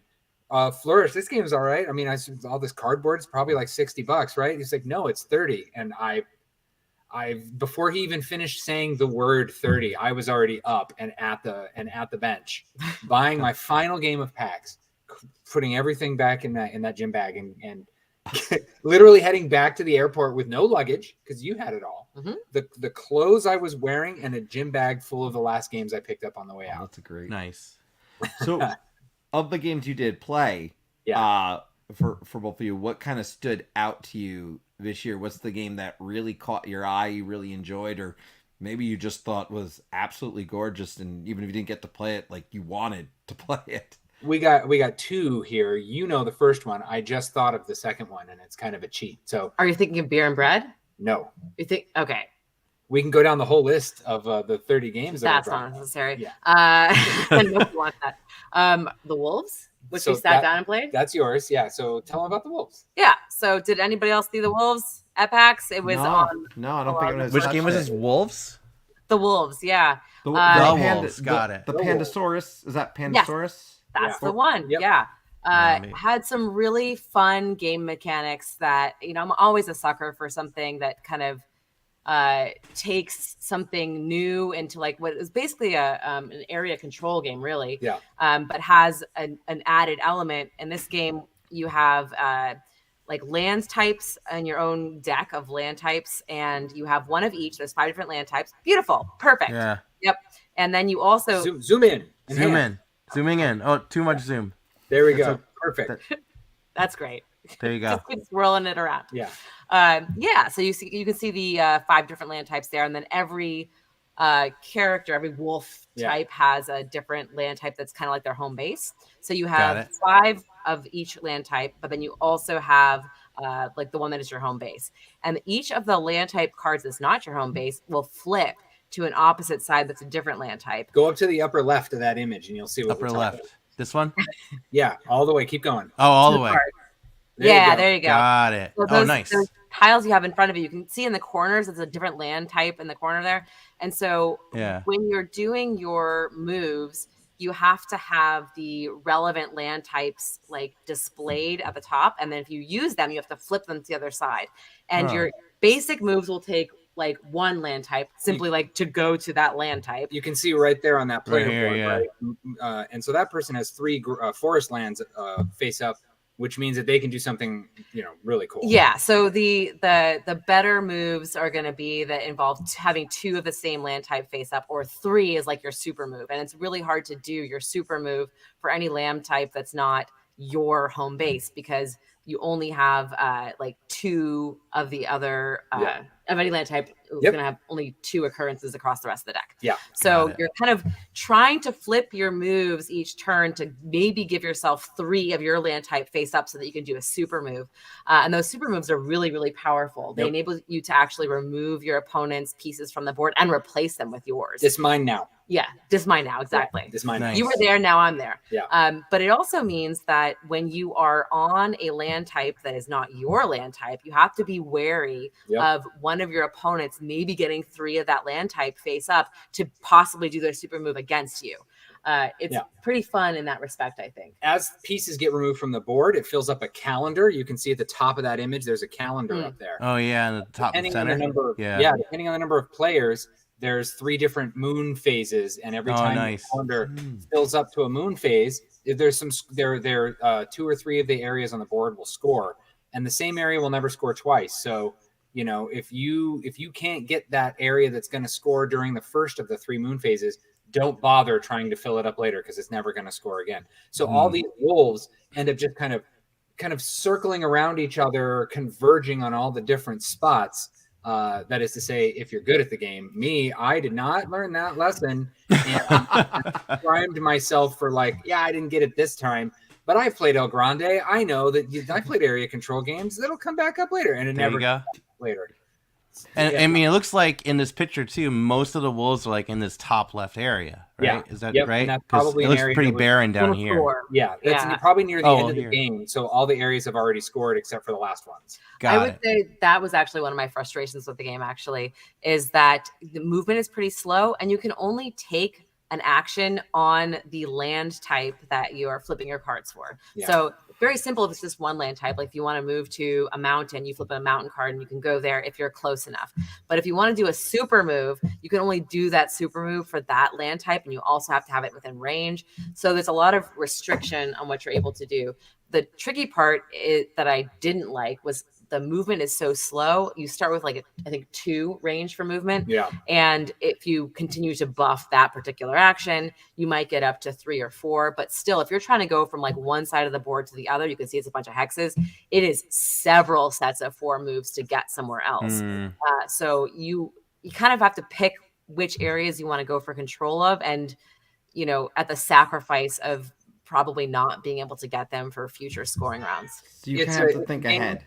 It Yeah. sounds like you're really thinking ahead for where you're going to be, and if you haven't done that, you might fall behind. Yeah, it's very much like, where do you want to be in 3 turns? It's I would suck at that. So does he. There you go. Hey. So it's on our list of games to investigate and pick up the next time we do a big game harvest, big internet game harvest. Yeah. We didn't come away buying a copy of the Wolves, but it's interesting, and that is, given how many games are out there now, if anything catches your attention for longer than 30 relative seconds, then that's probably worth marking on your want to play on BGG to come back to later. I want to call this up real quick. Mr. Coaster saying, watch Nerd Shelves do a teach and play for the Wolves. Yeah. Love the mechanic of train tiles, flipping them. Yeah. I'd recommend if anyone is trying to learn it. They do a great job with their live playthroughs. So just want to give a shout out over to Nerd Shelves, who has a wonderful community over there. How does it scale? What player counts did you guys try? We played it with 4, and Four? I think it's fine. I think, I don't know, but I think the board shrinks with number of players to make sure that it's always tight. It is saying best 2, so I'm wondering what this would also be at 2. Interesting. Right. That's yeah. I don't know. The There you second go. There's a test for you. the second game I wanted to mention real quick, if you guys hadn't already mentioned it yet, Sure. was Cosmic Frog. Didn't yet, but go ahead. I didn't Talk actually about play it, but I watched you guys play Cosmic Frog. And Wait, you played it? No, Did you you played. not? I thought you played with us. Oh, I right. I'm thinking of Cuba Libre. I did was not play gonna that. Cuba Libre watch. Yeah. Yeah, I watched it. I did play Cosmic Frog. You did. I did play that. I enjoyed it a lot. It was. Was that your first time playing it? Yeah, I was familiar with it, and I'm typically not a big fan of dudes on a map, or in this case, I guess frogs on a map. Yeah. And I thought it was really quirky and really fun, and that's also on my list of games to consider the next time I get the itch to purchase 30 more games at once. I strongly recommend it. We're gonna talk about it in more detail later because I think we're gonna review it. We're reviewing it today. We got more reviews than ever before, and then we'll probably ever have until another con today. Yeah. So that's one of them. That was it. The highlight, really, like not to come on here and just gush praise, but like the highlight was really getting to meet all the people. You guys, for sure. Meeting Arwen was nice. Yeah. Arwen comes up. Oh, I know Arwen. I mean, I don't know Arwen, but like, I met Arwen. And I felt like such a big jerk when I ran into you at the marketplace because you were running really fast and you knocked. I was running super. I couldn't stop. Thankfully, I had all those games for sale. For me I had to a cart. Crash into. But I know because I remember we were gonna meet up later. I gave you my we printed out business cards. I gave my business card, and literally. As soon as I leave, my phone dies. So I just gave you a dead number for that night, and I just was like, "Oh man!" Right, I would have been like, "He actively gave me this." Yeah. Why would he just give me a dead number without me even asking? What a jerk! For real. So I felt like a jerk, but luckily it was resolved. Didn't he message me? He did. I think he messaged you after. Yeah, I gave you his business card too. Yeah, because my phone lasted the entire day. Whatever. You too. Figure it out. Figure out your technology. Thanks. It was great. The games were great as always, but this year more than last year, it was the people and getting to meet and at the very least, see the people and be around the people. Which is still weird talking about in COVID times, but getting to hang out with the people that that I've seen, on streams and that I've seen on Twitter, or getting to hang out with. Our friends who we play games with all the time in a different context where it's all games all the time it's fun. And anyone who is thinking about going to PAX and just can't quite get over that hill to do it, just do it. You're going to love it. You're not going to regret it. Yeah. It's super, super, super fun. Agreed. I mean, I even said one of the coolest things for me. I mean, we got to see you. We ran into Mr. and Mrs. Coaster literally in a random lobby while we were trying to grab a drink before the restaurant we were going to actually opened up for us to sit down. Yeah. So it was just such a good experience, and we really appreciate it. Thank you so much for popping on. Can you tell everybody though a little bit about what you both do with Two Most Difficult? Yeah, we have also a Shelf of Shame. Not as big as Arwen's, but big enough to where we thought, man, we need to get through these. And I love talking to Laura so much about it. And I feel like we have such a good time doing it that I said, let's just record it. And so we started a podcast where we just, which is a highly original idea. Let's talk about the board games we play. But with an agenda. Our agenda is to go through these and decide if they make the cut or not. Yep. And it's hard sometimes. It is really hard. And so, we have a podcast. We are not bi-weekly. We are by whenever the hell we can get it, because we started off as 35-minute episodes. And as Ryan mentioned, our GIF episode that we just did, I think that clocked in at about 2 hours. My copy of Audacity was just screaming at me the entire time. We're running out of bumper music on filmmusic.io to use, but we've done it for a year, and our PAX recap episode with a couple of games thrown in there as well is going to be up before the end of the weekend. Two Most Difficult. You can find us anywhere your favorite podcasts are proffered. Awesome. Well, drop a link for sure in the drop a link. I'll do it. Yeah. Link friendly. Link friendly. Do it right now. Trademark. Yes. Thank you for having us on, folks. Thank you. Yeah, thank you for coming on. We appreciate you, and have a great evening. Obviously, stick around in the chat, and we'll be here for a while. So, Yep. All right, see you later. Bye. All right, folks, we're winding down on our queue, which is cool, and then we are going to be jumping into reviews. We got a bunch, and we can't wait. I'm excited. Now, this guy, we were trying to run into him at PAX Unplugged, so hard. And literally the time when we did is when he was away from the booth. He was away from the booth, but I'm pretty sure he was on his way to the airport. I think so. So we did attempt. I swear. So we have welcome back, Ruel. Welcome back to Hey the friends, channel. how's it going, Chris and Ryan? I was thinking about that. Like, how did we not run into each other in this convention of like 30,000 people? Right? We should have run into each other. We knew you were working the booth, and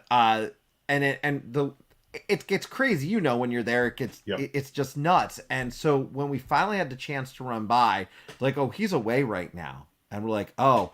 And then I think it was like 30 minutes later or an hour later, I saw like a photo of you hanging out at you were somewhere, and you were just at that point you were gone. I don't know. Yeah. And we're like, crap. We should have done this on like Friday or Saturday. Like we totally missed our time window. Well, I'm gonna share my favorite Ruel moment. So on Saturday, it was the U.S. game, the World Cup game, and before the convention started, me and some delinquents went to the local brewery and watched the game before the convention. And on your Discord, we were posting like the score and updates because you were working. And that was the best, man. That was so appreciative. Because I'm sitting there, I'm working, I'm trying to be professional, but in the back of my mind, like, oh my, I'm dying here. So those score updates were great. I was actually going to take off at halftime and go run and meet you guys. I don't know what bar you went to, but there was a bar close by. It was Iron Hill. Iron Hill, yeah. But once I saw it was 2-0, I'm like, my sort of spirit sort of deflated. And, I saw the handwriting on the wall. But, oh, man, it was PAX, folks. I mean, one of these days, we will meet up, Ryan, Chris, one of these days. But definitely. It's been fun. I wasn't sure if you guys were going to have me on because I got here late. So thank you for taking me on here. Of course. Please. I know you guys have been going on. You stuck around. If you're sticking around, you're going to be brought on.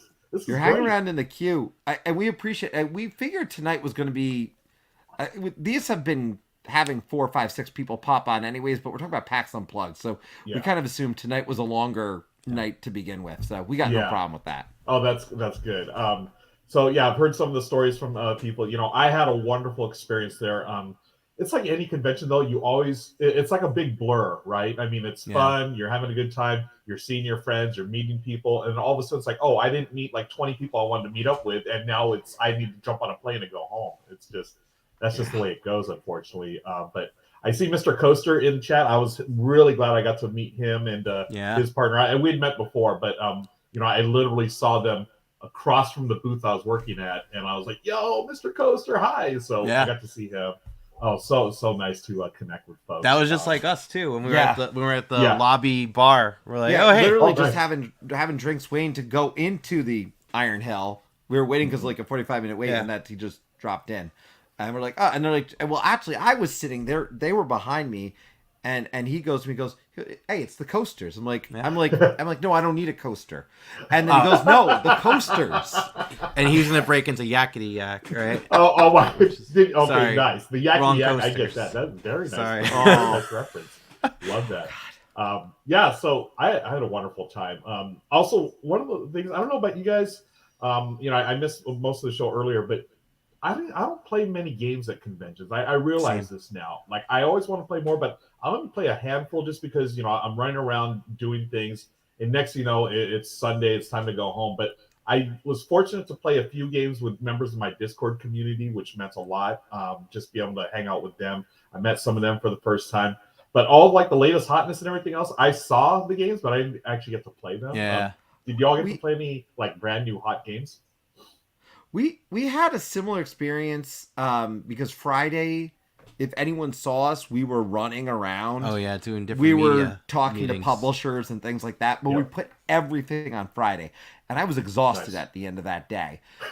So we got some games in at night. That's why I think having Arwen there and some of these other people was such a blessing because we were able to at least do stuff with them.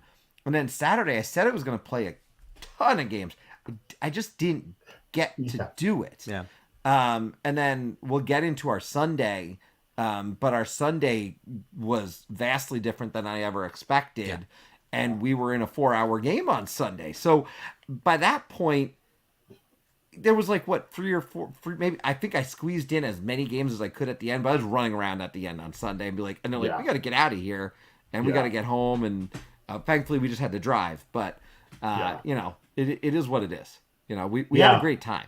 That's good. That's good to hear. I had a wonderful time. It was my first PAX Unplugged. I'd been scheduled to go. Yeah, well, I was supposed to go last year, but the day of my flight, I got really, really sick, and I was worried it was COVID. Thankfully, it wasn't COVID, but I canceled. Seriously, like maybe an hour and a half before I was supposed to go to the airport, I just canceled. Such a bummer. So being able to go this time was a treat. I got there a day early so I could do some sightseeing. I went to go see the Liberty Bell. I went to go to Independence Hall. Did the touristy thing. It was really neat. And then just folks, Reading Terminal Market. Oh my goodness. I'm not gonna lie. I could have spent the entire time there. I loved it. It was so cool. So many cool places to eat.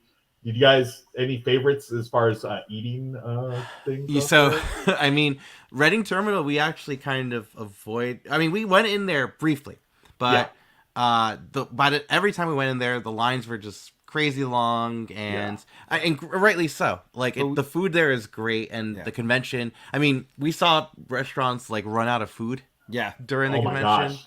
Wow. The Panera next to our, and obviously not the fanciest place, but I know for a fact the Panera next to our hotel ran out of food. Yeah. At one point. My gosh. Yeah.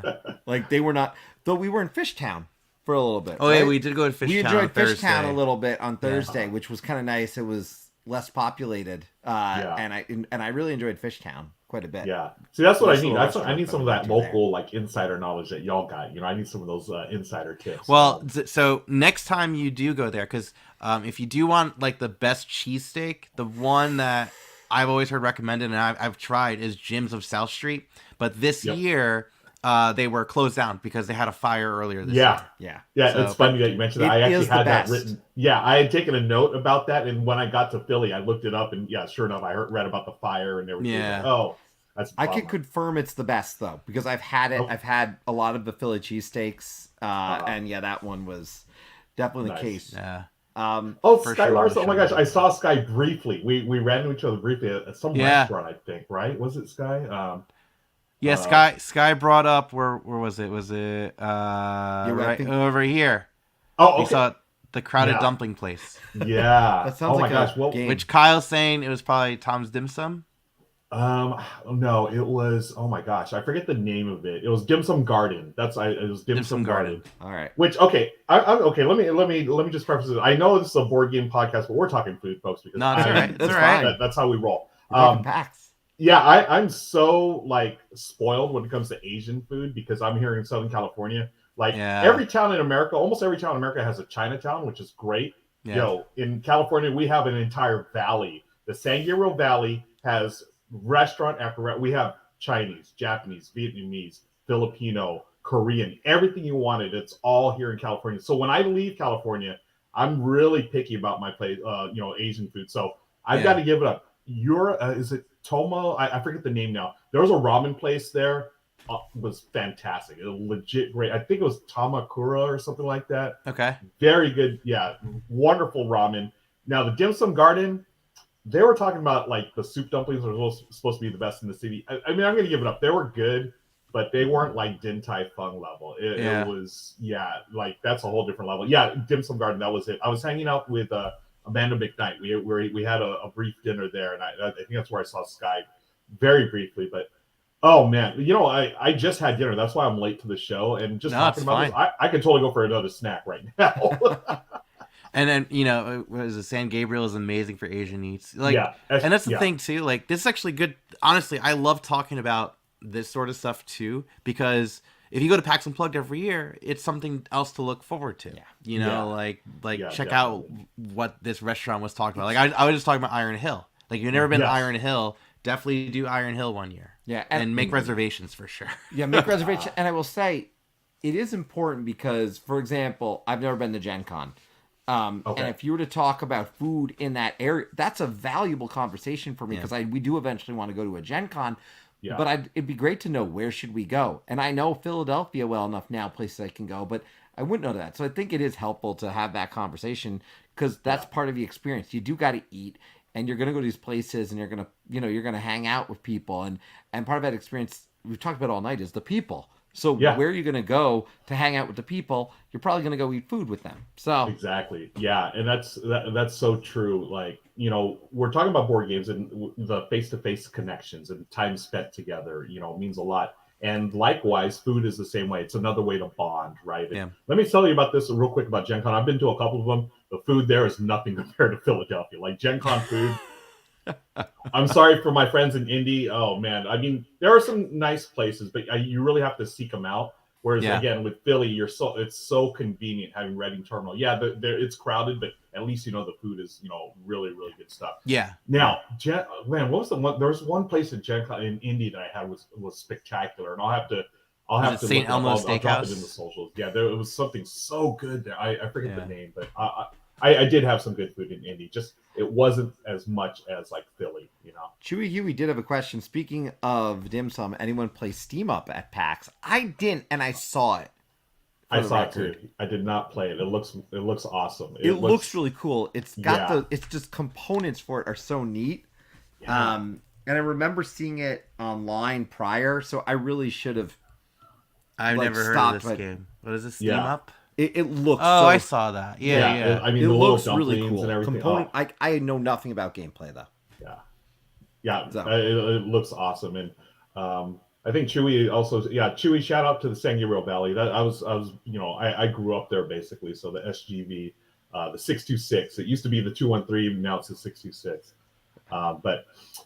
Yeah, Eclectic Camel was talking about. He was saying, "Why are we talking about food in Los Angeles? We don't have rad." Yeah, it's great food in LA, but the conventions, not the best. We have one that's okay, but I don't know what it is. I think it's my theory of like Southern California. There's just so much stuff to do. Like you just have way too many choices. So hopefully one of these days we'll have a convention that's really up to par. I will say this about LA. Because before you go, I got to make sure I get this out. The most beautiful sunset I've ever seen has been on a beach in LA. The most beautiful sunset I've ever seen. And I forget the name of the beach. But someone who lives in LA took me there and said, no, you're going to see the best sunset you're ever going to see right here. And they took me to a beach. I'm going to remember it eventually, but it was gorgeous. It was absolutely gorgeous. Nice. That's nice to hear. Yeah, I'm thinking like Malibu maybe because it's a little further out now. I don't remember. It'll come to me, and I'll message you and let you know. And I got a photo of it somewhere. Obviously, absolutely. So. Yeah, cool. I don't want to keep smog. Smog. Yeah, totally. Everything's amplified by smog. Well, I was going to mention too. I mean, there's one guarantee in Los Angeles. No matter what time of day it is in the entire world, there is always traffic somewhere in Los Angeles. There's that's a somewhere. There's this, if not everywhere. Yeah, no, you could go like 3:00 in the morning and you'll be stuck in traffic on the 405. Oh, I know. It's ridiculous. Yeah, that's. Oh, I mean, we could go off on this a whole. Sorry. No, just the whole like the public transportation in LA is terrible. It's not as good as any other like big city it should be. So we don't have good public transportation. We don't have good gaming conventions. We need to start changing things here in Southern California, folks. Yeah. Well, I gotta say, we do appreciate you coming by. I know that I know in the next year we'll definitely have you on for an episode of On the Table for sure. So we'll plan that out for some time next year, as we've talked about. And we're just, appreciate you stopping by, sharing your experience. And there it is. Two most difficult says RuelCon 2024. There it is. There you go. RuelCon 2024. That might be an idea, folks. Yeah. CamelCon 2023. Look at this. Oh my God. Going. Let's get them all going. Yeah. Oh man. But before you go, can you tell everybody a little bit and just let everybody know where they can kind of find you? I know you're, a quick search. Hopefully they'll can find you, but I know you've got a Discord and you put out some really great content. Thank you guys. Yeah, folks, you can find me on the interwebs at Ruel Gaviola, RuelGaviola. I do mainly live run-throughs on my Twitch channel, and I did one today. Actually, I stream with Rado as well. And then tomorrow, I'm playing this game right here, Ducks in Tow. It's on Kickstarter right now. Yeah. They are funding. They're getting close to funding. I really want to help them get their goal because it's a wonderful game. Beautiful art by Andrew Bosley. The designs by Stephanie Kwok. And I'm going to be playing with a new Bugs and Slugs expansion. It's a super cute game, a pick up and deliver game that has a little bit of an abstract puzzle to it. It's way more thinking than you think. So please join me tomorrow or just find me on the interwebs. Chewy Huey says, "Oh, Chewy, I read your mind, my friend." He brought it up earlier. Nice. Okay, cool. Yeah, he brought it let's up get earlier. That thing funded, folks. Yeah. Yeah, awesome. Well, Ruel, thank you so much. Definitely tune in tomorrow. And we'll see you later. And, all right. Yeah, feel free to drop any links and share them with us too, and we're happy to make sure we reshare them out for you tomorrow. Definitely. Appreciate it. Have a good one, guys. Thank you. All right, later. All right, looks like we have one remaining now, and then we'll probably jump into reviews. Yeah, jump into reviews. So please stick around, everybody. We have some reviews. We've got some fun new things to share as well. Really some fun stuff to share. I'll take this moment, of course, to encourage everybody to certainly, keep the chatter in the comments. As you can see, we try to bring it up as much as possible. But I don't want to wait any longer. I want to bring on. Well, okay, so yeah, you're right. I spotted him. You did. Lobby. And his wife. I spotted both of them. You spotted both of them, and you said something coaster. I was like, I don't need a coaster. And then because we were drinking. Because we were drinking, and there was Mr. Coaster, who's Coaster. coming on right now. Hey, Hi, Mr. Coaster. How's it going? It's going all right. You guys see and hear me all right? Yeah, totally. All right, good. Look at that. I just switched locations so that I could speak because everybody was going to sleep and stuff. So I wanted to get away from that. Yeah, we're more late night than we're coming up on 11 Eastern time here. I know. So hopefully we get some of the West Coast vibe coming in here. Now. You got a lot of love in the chat right now. Yeah, a lot of love. Awesome. And I gotta say to throw it back at everybody, whether it's people in the chat or people that we met at PAX, just love hearing everybody's experiences. I love watching. We did our own recap of PAX, but it's so cool to see everybody's different experiences. Everybody's looking at different games. Some people are going to a lot more of the panels. Some people may be doing more of the painting or the minis and things like that. But it's really cool to see all the different things that people focus on and all the different games. There's so many games that, like you guys were telling us about, like Andromeda's Edge. Man of the Meeple was talking about Andromeda's Edge. We didn't even get to check that out. So it's really cool to see what different people see and find out things you missed or didn't even get to look at. So that's a really cool aspect. And I love seeing what other people have done, what their experiences are, and what their recommendations are. Like, oh, we need to check that out. We didn't get to demo that. So that's Which really was exciting cool. with your video, because you had the recap, the PAX Unplugged recap video, and there were games that I missed out completely that you talked about, Yeah, when I do that kind of stuff, I like to just sort of give a little bit overview so anybody who wasn't there can sort of get a feel of what things are like and different things you're seeing. Some of them bigger, some of them are smaller, just little snippets of fun. I wish we got to, like Ruel, I wish we got to play more games. We always end up getting to play not nearly as many as we would like. Yeah. But it's always fun to try and find games you're going to get into and discover some games that you didn't know. Here's a game I didn't expect, and all of a sudden this is a game I need to buy. Totally. Yeah, well, speaking of that, yep. What was a game you felt after playing, whether you could buy it or not yet, but what was the one that what's one that stood out that you really wanted to buy or maybe even did buy at the event, after that experience? Well, we bought Ready Set Bet, which was actually in the PAX library. So I said, let's get this out. And even though it was only 2, we weren't playing with the, obviously that game's going to be so much better with more players. But we just wanted to get a kind of feel for it. And after we played it, even with 2, we were just like, we need to get this. We need to get this. And it's easy enough that we can get more people who aren't gamers into it. We can get a bigger crowd. But that was one that we liked. And we played Ottawa on the first look table. Yeah. We liked that one a lot. That was one I was really excited about. I liked it. It gets a little fiddly with the player board. You're moving the fruit bats and all the different pieces, the fruit and the trees. You're moving them on and off your own personal board. That gets a little fiddly as you're back and forth with those. But we really liked the game itself. It's Ottawa, Ottawa. I keep saying like a lot of Canada. Fun. Ottawa. We played it once with the 2 of us. Yeah. And then a day or two later, I had a chance to play it with Linnaeus Cabal, who's on a few different streams on Twitch with us from time to time. So we got to play with her and taught her and another person, Catherine. So we taught them the game, and it was cool to play it again with 4 players and experience it at a different player count. Still played relatively quickly enough, and we really enjoyed it. So that was one. And we says you lugged a huge game back to your room. Did we what? Rachel says, I know you lugged a huge game back to the room. Yeah, we did lug Foundations of Rome. Oh, right. Which I got somewhere over here. That was fun. Lugging stuff the day of the end of PAX to the car, because we were parked in a garage 2 blocks from our hotel. So I made 2 trips to lug stuff to the car. But the other one, we liked Great Split. We tried Great Split on the first look tables, and Great Split was a lot of fun. We weren't sure. I knew that it was a I split you choose kind of game, but we didn't actually. I had forgotten about the tracks.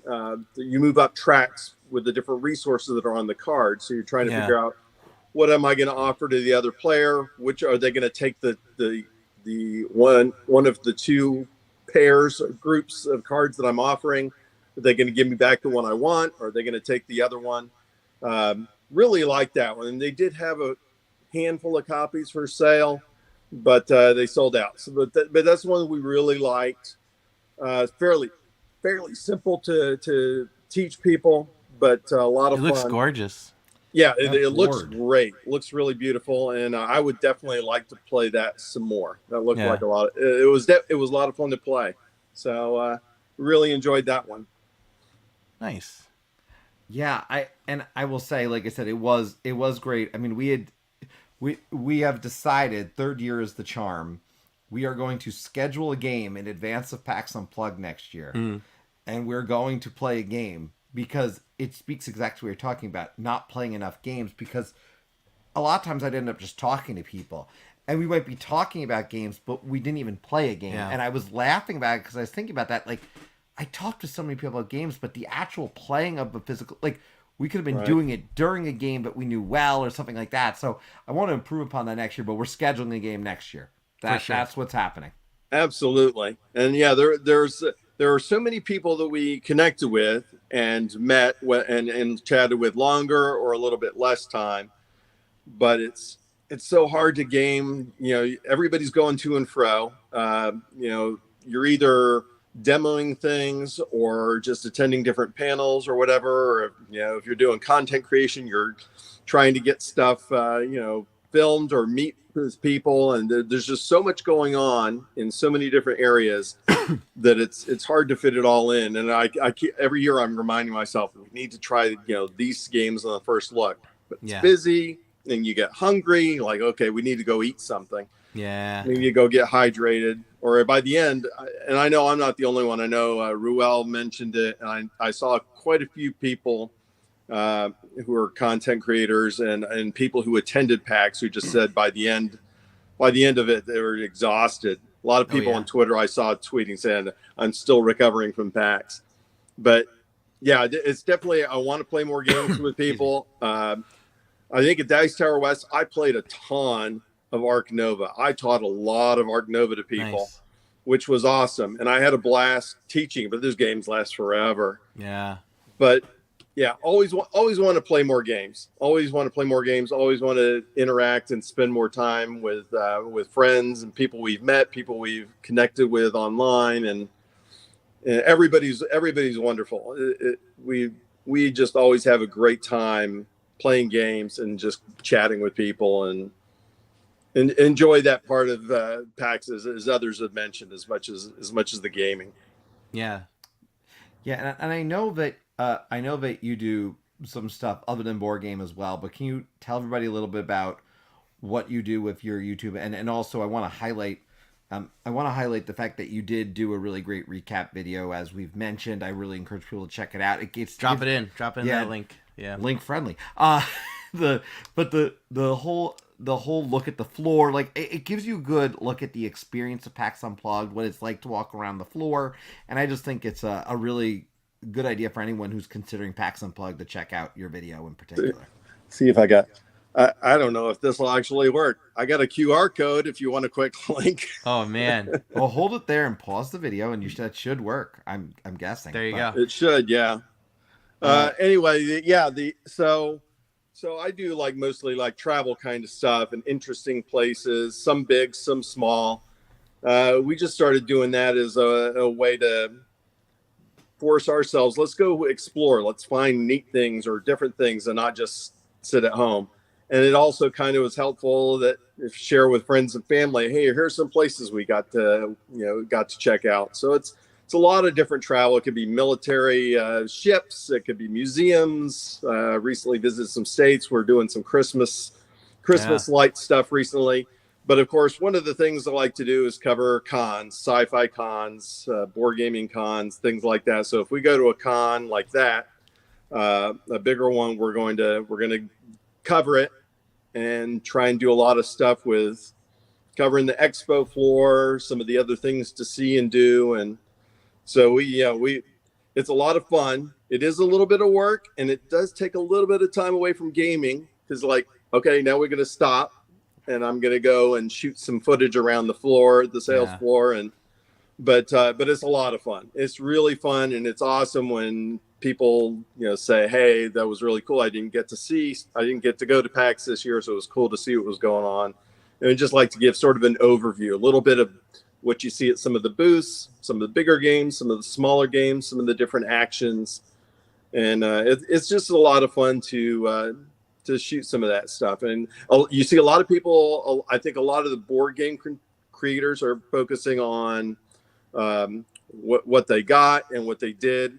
So I feel like some of what I do, I don't see as much with the board game specific channels because it is more of maybe a little more overview and just sort of just a broader look at it. But yeah, if you check it out, appreciate it. It's great. It's a lot of fun to share. Sometimes because I'm not a board game channel, I'm concerned about I've shot this big board game thing and nobody's going to see it because travel people who are focused on my travel stuff may not necessarily be as focused on the board game stuff. But it's cool to see people have found it, and it's fun to share what's going on at PAX. That's the most important thing. Is I just want people to see what's going on at PAX.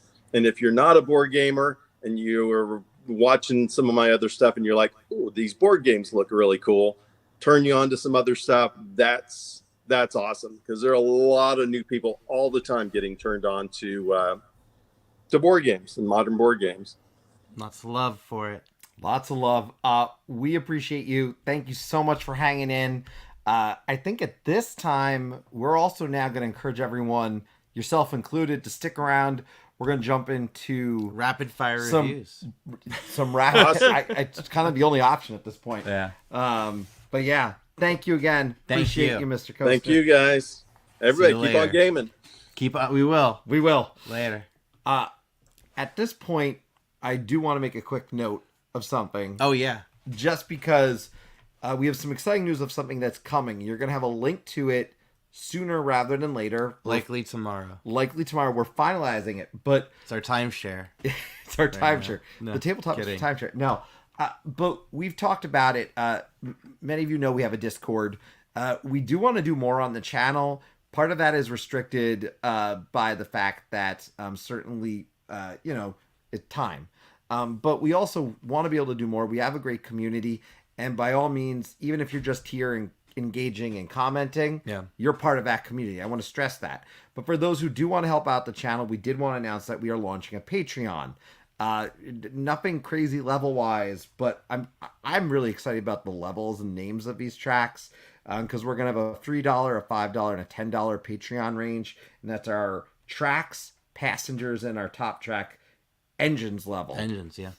But our top level has something pretty cool and I'm going to let you kind of share Yeah, a little sure. bit about that. Yeah. And then we'll share more details about that. But we just want to let everybody know who's tuned in tonight about that, the fact that Patreon is coming, if anyone is interested. Yeah, so if it just this is the only time we'll be talking about it too. In this This is context. it. Yeah. $3 is just gonna go towards supporting our channel. If we'll give you a shout out on a video, upcoming video. And that's pretty much there. For $5, it's all of that. Plus, you get to help us decide what content we'll be covering. This includes polls for what games we'll be talking about, as well as what topics we'll be talking about, including these call aboard videos. Yeah. And for $10, it's going to include all of that.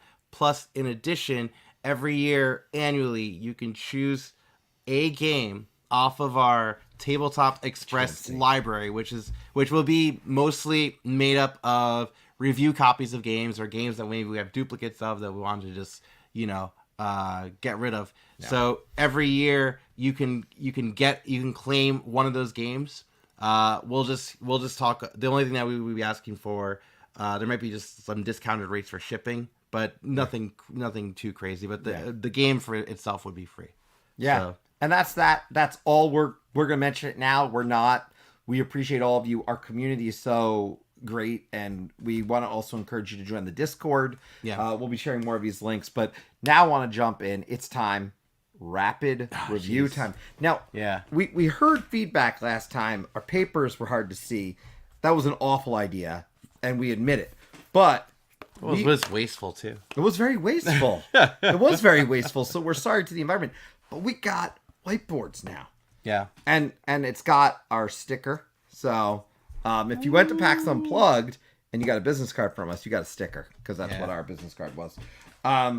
So do you want me to read these off? Yeah, because I don't remember any of the games we're talking about. There's so many of them. So we're going to talk pretty quick about these. We can get more in depth on these on future chats, but let's start. This is a really random order, but it's just the order I wrote stuff down. So one of the ones that we both played, this was a really popular game in terms of people wanting to try it out at PAX Unplugged, and that was Catch the Moon. Oh yeah, Catch the Moon. Now, Catch the Moon was... Let me pull it up. Yeah, bring it on up. Catch the Moon was a game where you are building essentially ladders to the moon. Now, there's a dice involved in this game, and you do not want the ladders to fall. They do not want them to touch the cloud or the ground. Yeah. And when you do have them fall, you get... It's like a raindrop or a teardrop, technically? Teardrop. It's a teardrop. I think so. Actually, it might be a raindrop. I think you're right. Yeah. So Thames and Cosmos, right? Yeah, it was at the Cosmos booth this year. Yes. Yeah. Now the neat thing about this one is you are rolling a die to determine if your ladder is touching one other ladder, two other ladders, or is going to be the tallest ladder. The tallest ladder. Yeah. So this was one that we got a chance to play. We got to demo it, as well as I picked it up because I love a good dexterity game. I love stacking games. I love flicking games. So I was very excited to try Catch the Moon. Spoilers. Yeah, and so we'll drop our ratings and then probably share just a really quick reasoning on why. I'm writing mine as you talk. Yeah, well, that's fine. I'm doing my same thing. Okay, cool. So I think we can reveal and then kind of talk a little bit our reasoning on this one. Sure. I mean, I'm trying to see if there's anything else that we may have missed for this game. I mean, the game comes with it comes with a cooperative version as well too. There's a cooperative rule set and a competitive rule set. And you can play. I mean, we played it at the convention in the hotel lobby, and it's definitely an eye catcher. Oh yeah, for sure, hands down. And I also played with my son. He's 4 years old, so I played it with him to see what he would think of it too. So, without any ado, let's talk about our numbers and why we rated them well. So, you can't even see in that. I wrote a 6.2. And I wrote a 7.5. All right, cool. And let me just stress. You bring it down. You're blocking it. I'm blocking things. I played this with my son. I wanted to get a different perspective. I played with my son, and my son gave it a 7. So, for me, this game was fun. It was quick. It captured the right audience for me and my family. It wasn't a game I was going to bring to the table constantly. Yeah. But I really did enjoy it. So the 7.5 falls into kind of that category of if someone wants to play this, I'll play it. And I did overall enjoy it. My only my only big concern was one of the components had like broken really quick easily because they're designed to be lighter and they're intentional. And that was my only concern about the longevity of it personally. Well, my concern too. I mean, the thing about this game, because there are a lot of good stacking games out there. Like I love Junk Art. It's probably the best of in my opinion, the best stacking game. Period. Right. So when it comes to other stacking games, I just have to compare them to other stacking games. Fair. And with Catch the Moon, even though it is eye appealing, I felt like there was still a lot lacking in terms of like a repeat kind of play dexterity game.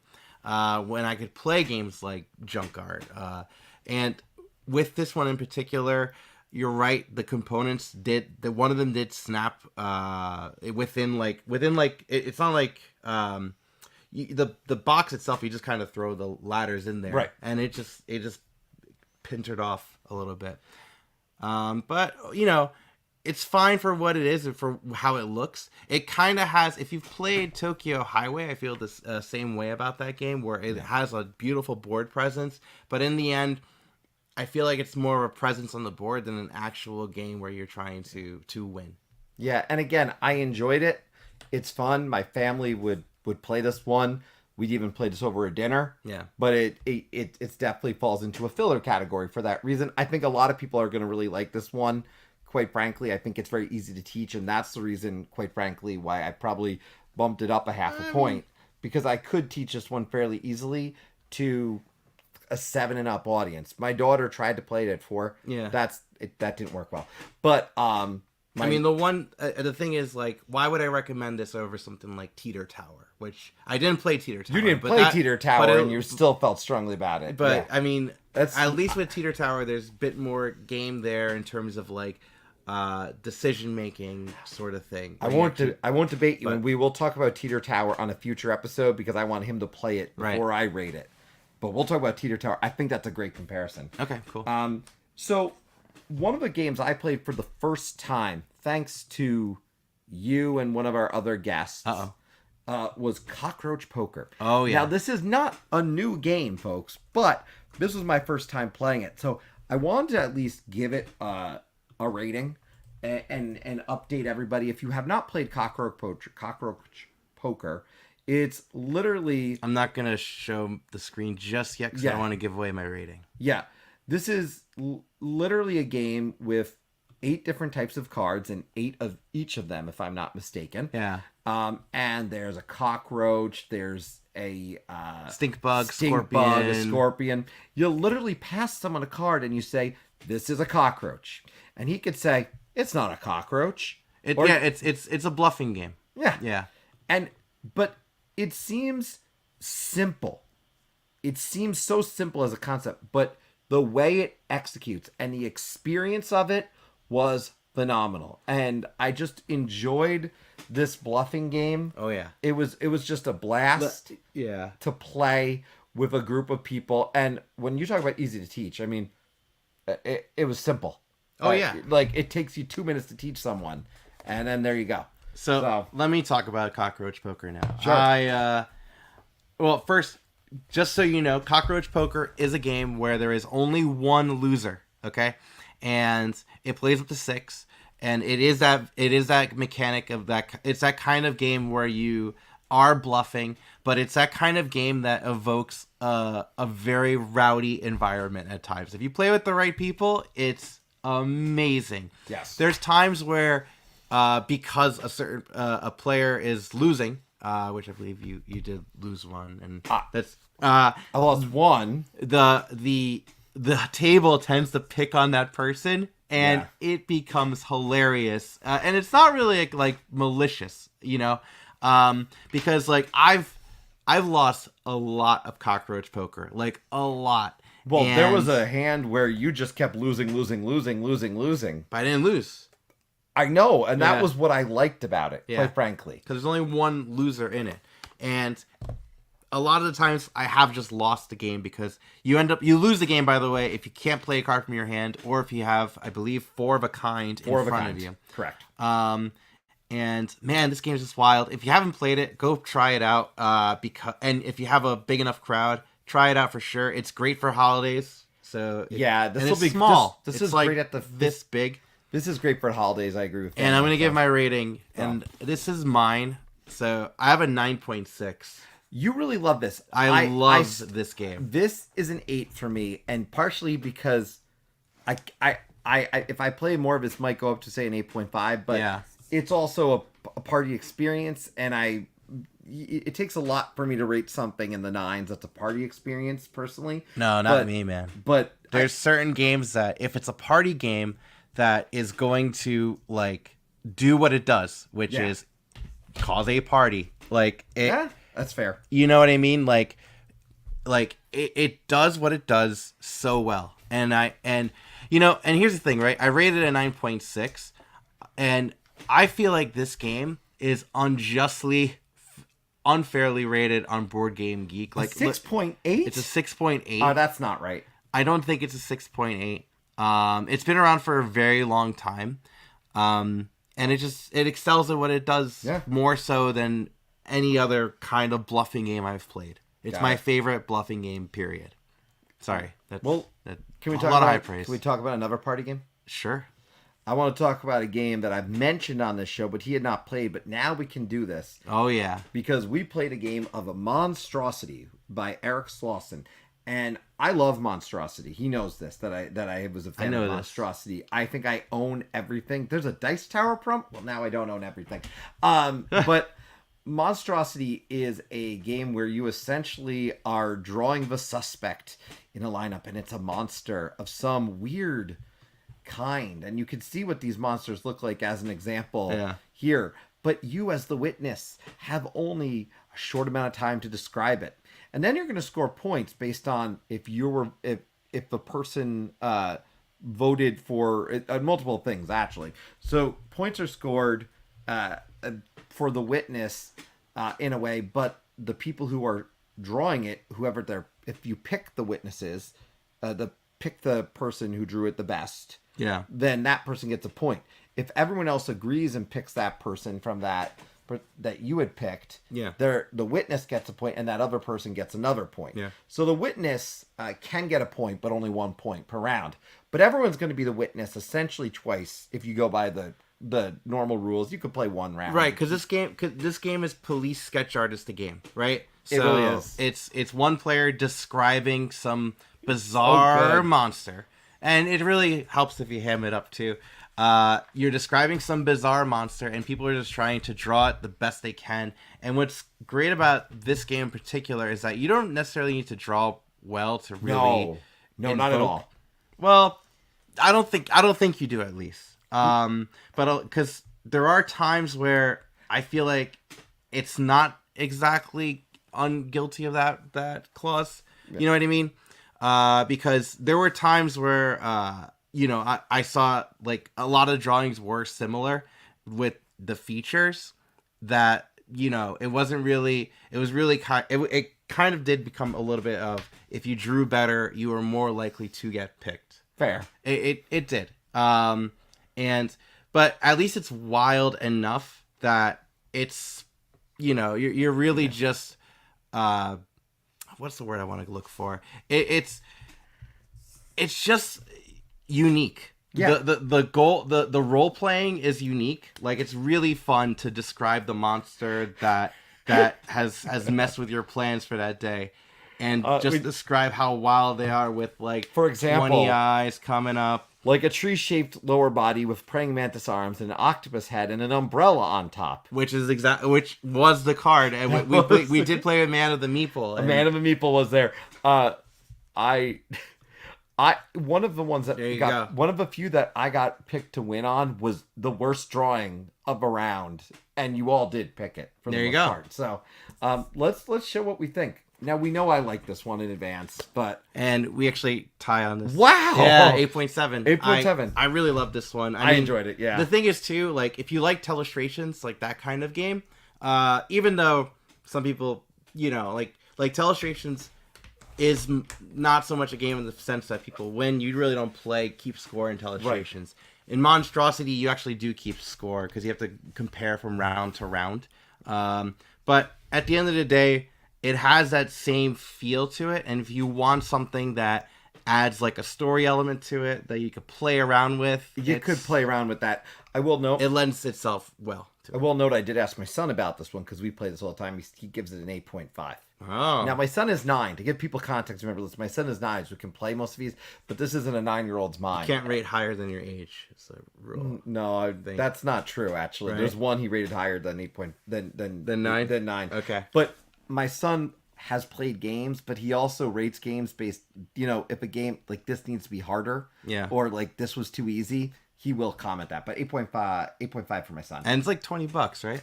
Yeah, it's 20. I think it's on Target shelf for $25 or something like that. So the next one we're going to talk about, we did get to play with a few people at the con, and that was Heat. Oh, Heat. Yes, and the Heat. I know Heat was pretty popular. I didn't review Heat. You didn't? I didn't. Okay, we're gonna save Heat for later. Okay, we're gonna save Heat for later. So there we go. Well, the reason why I didn't review it is because we only played it once. That's right. I'm sorry. Well, let me just bring up because Heat was first of all, I want to give full disclosure. I love the game Flamme Rouge, and Flamme Rouge is a game where it's a racing game that is also a deck builder. And Heat is one of the designers of Heat is the designer of Flamme Rouge, and it feels very much like a Flamme Rouge like offshoot. It's in that same family. So if you like Flamme Rouge, Heat shares a lot of the same DNA, where it's a deck builder that you're using your cards to move across the board. The thing is, this box is thick. Like, it is like almost tall as my head. And that game has a lot of different variants in it, and I want to try it with all the variants before I give it a full review. So we'll come back to Heat. But this is interesting that you said you can keep Heat and Flamme Rouge in your collection, because I have everything Flamme Rouge. And right now, if I just had to base it on my first play of Heat, I would be getting rid of Heat. But I want to try some more. Okay. So the next one, we're not going to talk about Teeter Totter as a review, but I want to talk about Teeter Totter because I got to play it. Teeter Tower, I'm sorry. Teeter Tower. I played this on Sunday. And I went over to buy it. Sold out. And it is deservedly sold out at the con. This one, Game Right Game, they just nailed it as far as I'm concerned. Yeah. You've got dice with colors and numbers. You've got rules about where you can place them. And you're working together to keep a tower, to build this tower that's going to stay up. This was so well done. A simple concept, but so difficult to win. I mean, you better have a steady hand. Let me first tell you that. So we're going to come back to cover this in the future. Yeah, I pre-ordered it. I bought it on Amazon. Yeah, you bought it on Amazon. It'll come this week. So we'll play this. We'll talk about it in a future one. But I just want to encourage people to take a look at this one. Yeah, because I thought this was just a fun experience. By the way, if we didn't disclose it's a review copy, one of us bought it. Just so you guys know. Full disclosure on that.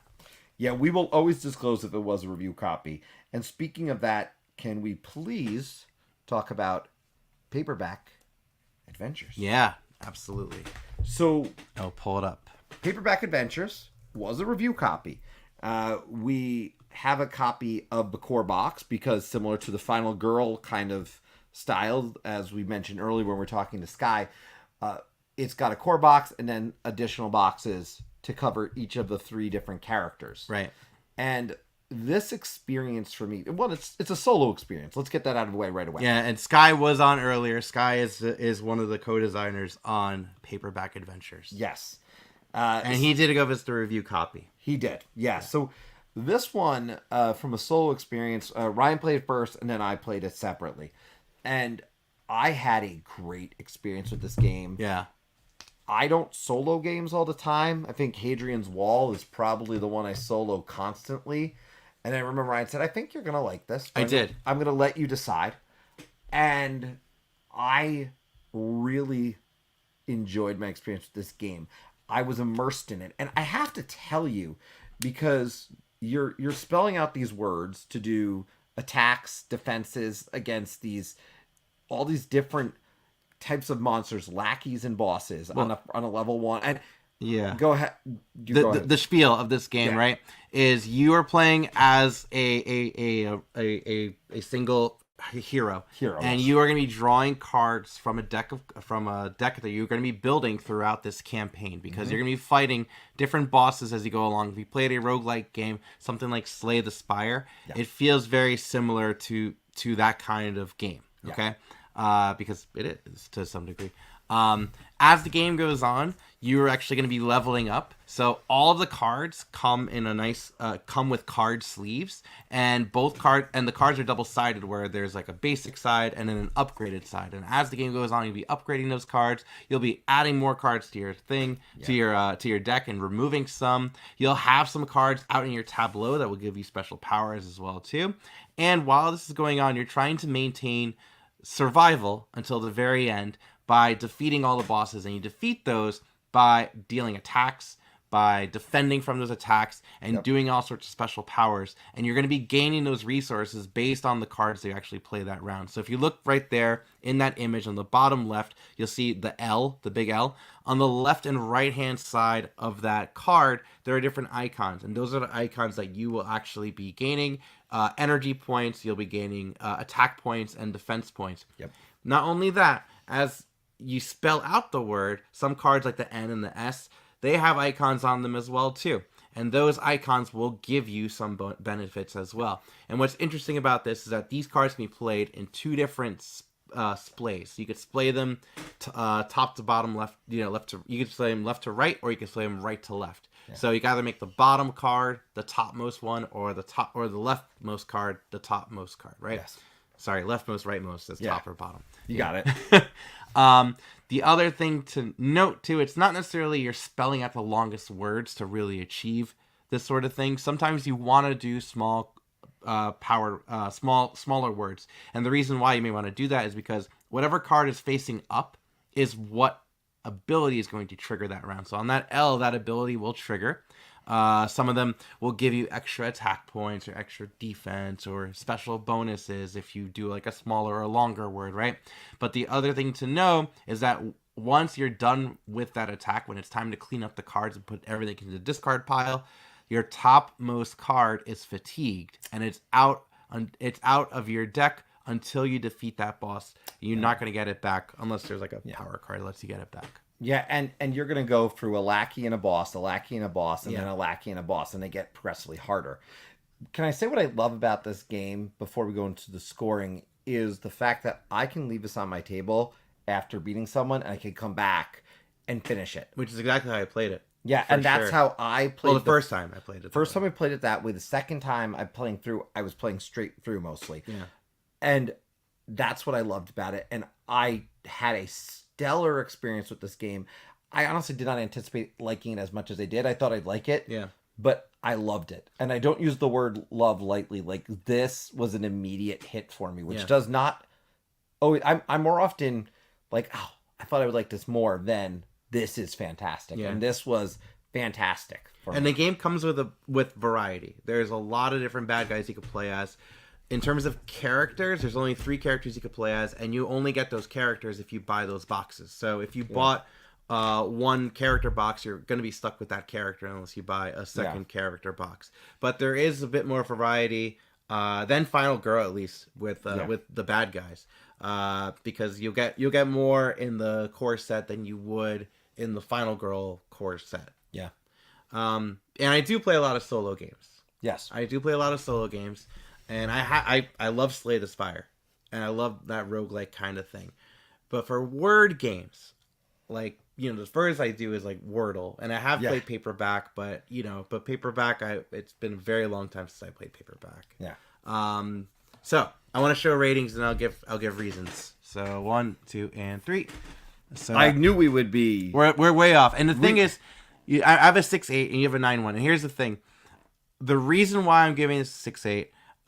Is because if you need, I feel like with this game in particular, you need to really like all 3 things. You need to like solo games, you need to like roguelike games, and you need to like word games. At least that's how I feel about this game. Where if I as soon as I played it, I thought that you would really love this because you love that sort of thing, and I love solo gaming, and mechanically, I think it's a great game. But for Would I play this game over some other solo games? No, I would not. Because I'm not so much into word games. Right.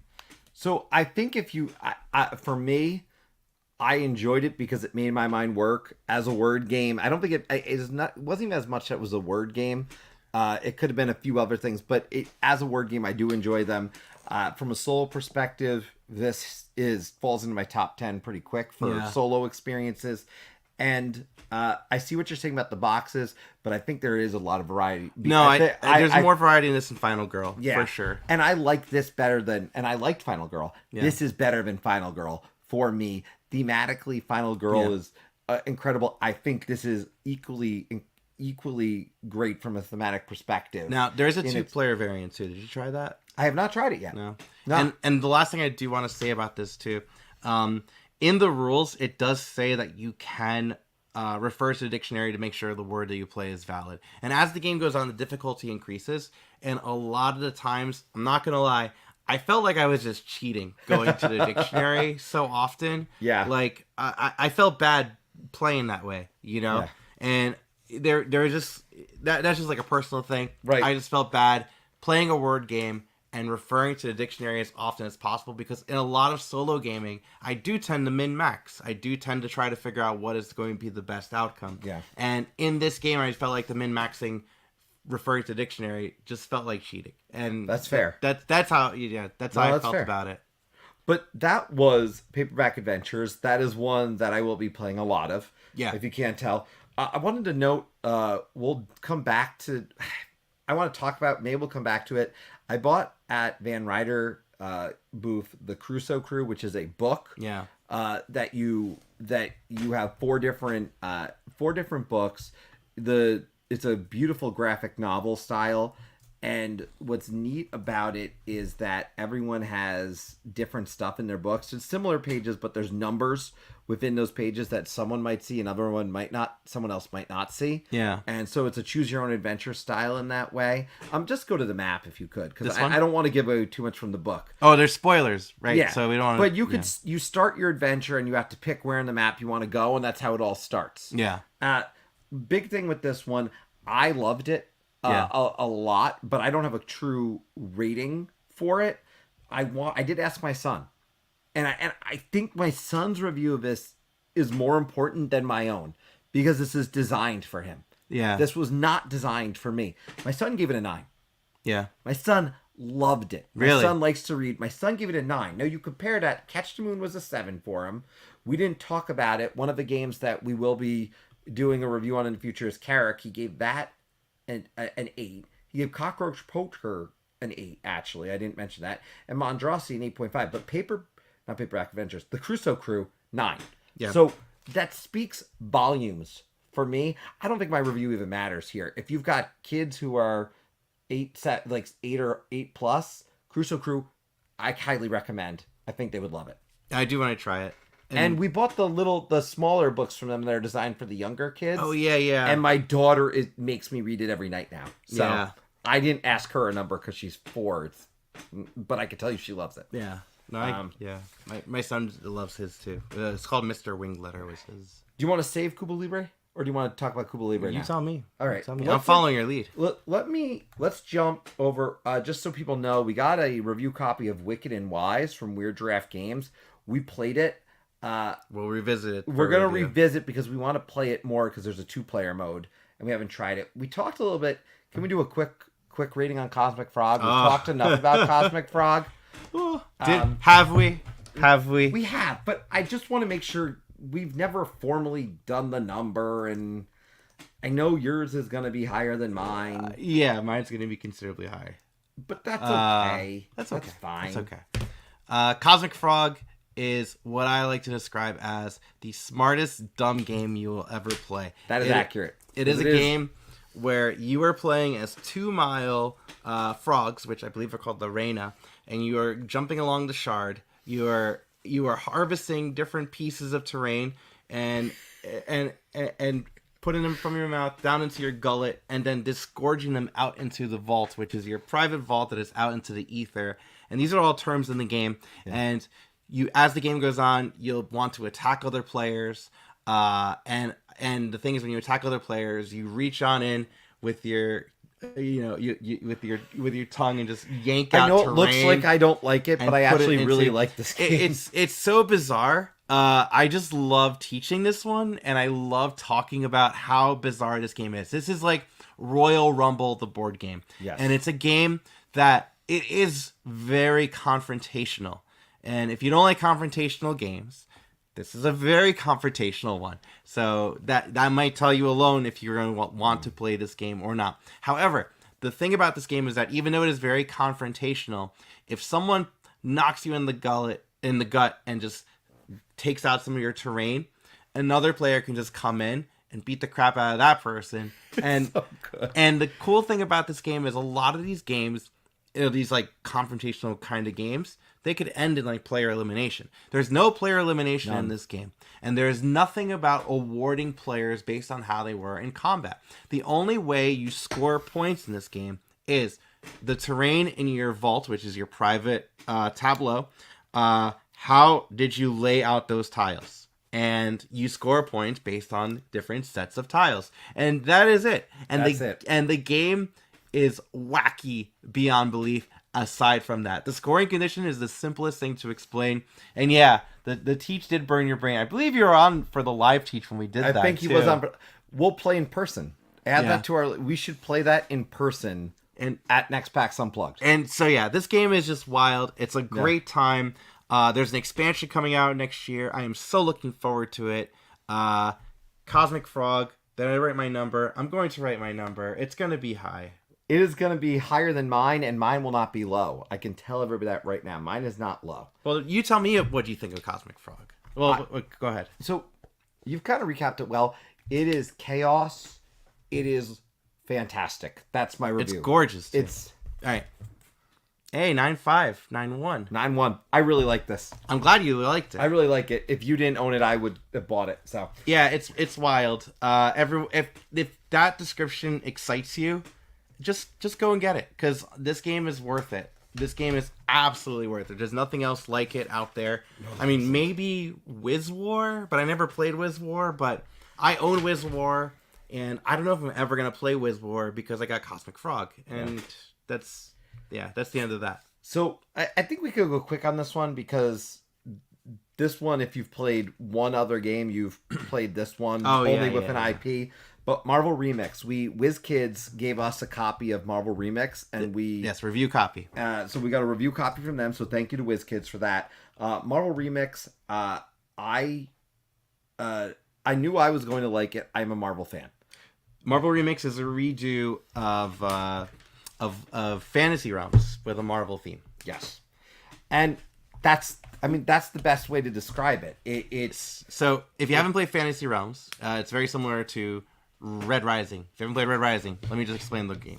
The game works is on your turn, you're going to be taking a card and then getting rid of a card. At the end of the game, which I believe there's like 7 rounds or whatever. At the end of however many rounds, 10 cards are in the once 10 cards are in the 10 cards are in the discard pile, because you can take from the discard pile as an action. Right. Yeah, that's correct. So once 10 cards are in the center pile, the discard pile, you're going to reveal your hand and score points based on what the cards you have in your hand. And some of the points can be all over the place.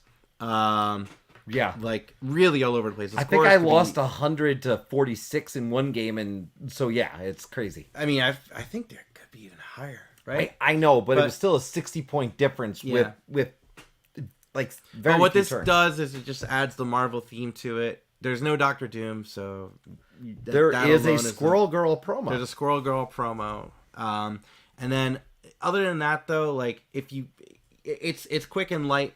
I do like that at least that you can control the tempo a little bit based on those discard piles to kind of end the game. But a lot of times you play a larger player count, especially, you're not going to control that. So here's my rating.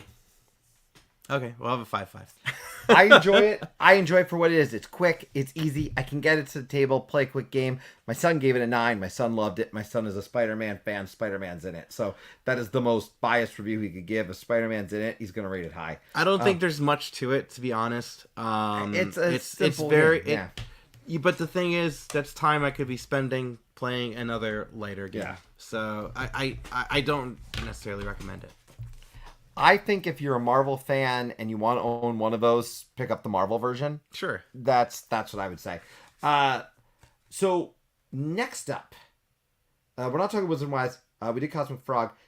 I want to just mention, because you have not played it, I did buy a copy of My Little Everdel. Oh, yeah. Which I was surprised to see. And just to give you a fair take, I like Everdel quite a bit. I like it. I like the pairing of cards and the other things that happen in Everdel.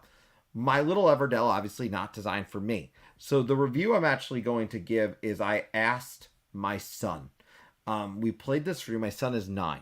Yeah. Okay. Now I played this with my 4-year-old daughter, who, outside of not understanding the bottom of the card, I don't think there's a gameplay picture. These are all just like close-ups of cards, right? Probably not. Yeah. Because it was, well, put the game box and components this one? Okay. Yeah, that's fine. The biggest thing in this game that differentiates it from Everdel is those spots in front of the bins. If you can go and zoom in on that one. Yeah. I can't. I clicked on zoom and it's one of those images that doesn't change size much. There's dice that you roll every turn. Yeah. And those are the resources for those particular spots. Those are spots that only one person can go. Now, if you go into the spots behind, you can get any of the resources one type, and anyone can go to those spots. You also can get cards that are spots that you can go, similar to Everdel. What's nice about this in teaching it, you're teaching, for me, I'm able to teach the kids the idea of, here's a limited spot. So from a worker placement perspective, limited spot, only one person. Anyone can go here, collecting cards. Here are the resources. My 4-year-old grasped it. She did not get the bottom of the card. Yeah. But it was a wonderful teaching experience. So quite frankly, I thought highly of it as a teaching experience. Who likes Everdel for teaching worker placement? I think it was strong. My son had a complaint though, because as a 9-year-old who has played board, and I want to note he's played a lot of board games, he said to me, I would have rather played Everdel. Yeah. The full version. If they had not played Everdel, maybe it would have been different. But he liked the kind of the complementary stuff. Yeah. So I almost take the age down a little bit on the box and teach it sooner for me. I don't know that my opinion works as much because for folks who don't play as many games, and so it probably works for the age level, but it was a great teaching component for me for teaching some really basic stuff. My son really liked it though. So I think from a kid's perspective, he enjoyed it. He would have liked a little bit more complication in it, but overall, it's a beautiful little game. It's got the pieces. If you've played Everdel, it has these nice little boxes too. Yeah. Those boxes they're those little like kind of cardboard bins.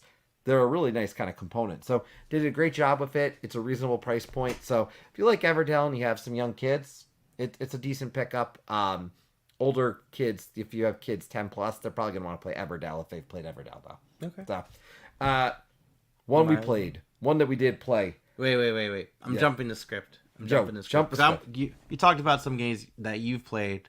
Yes. That I didn't play. I'm gonna flip the script. On one I adored.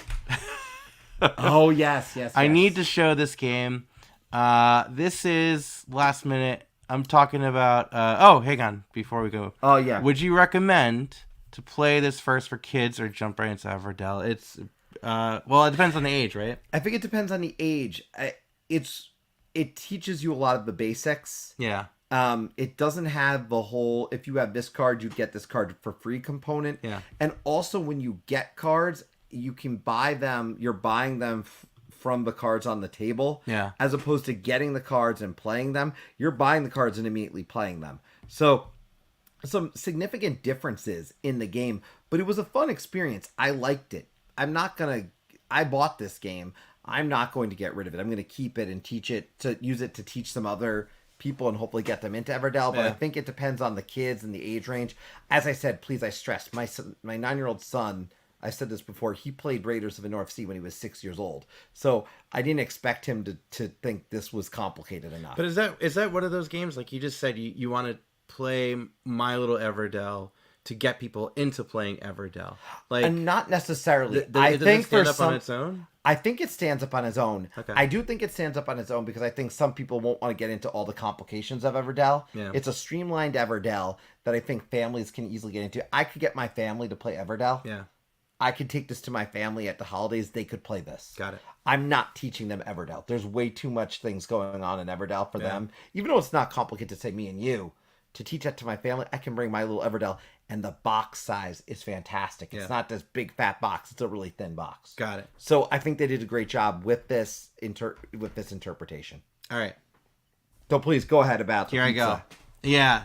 So I'm going to talk about a game that I adored. This is called Piazza Rabazza. I'm a sucker for a good toy. Like, I love Lupin Louie, for example. Love.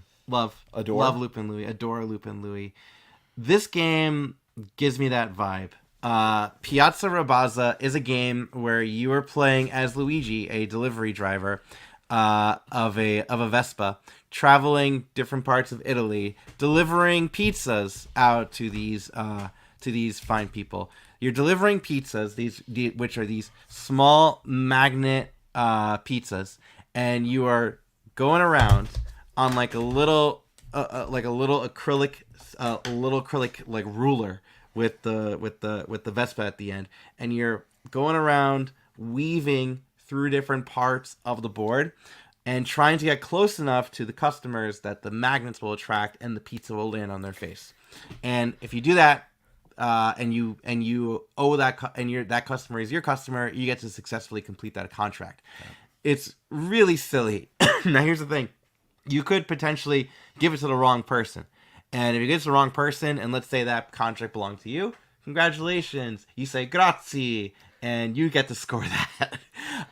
Now, what's wild about this game is there's a timer, and the timer is directly in the center on top of the board. This gyrating like wind-up toy that is making dough, and the dough is shaking and causing an earthquake across the whole board, and it is a wild time. I can't wait to pick this up in person because it's such a fun toy, and it's a really fun game too. It's got the toy factor that I know you dig. This is all about that. Like, you know, like look at this. Like, yeah, this whole board just shakes.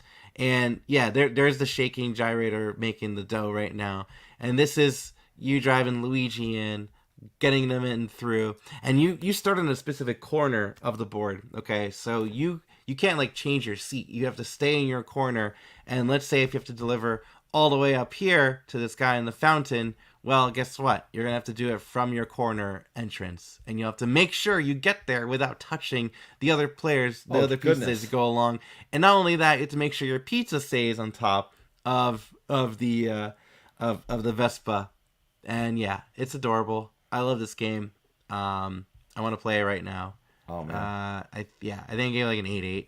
It's pretty great. Do you want to keep talking about food? Yeah. You want to talk about beer?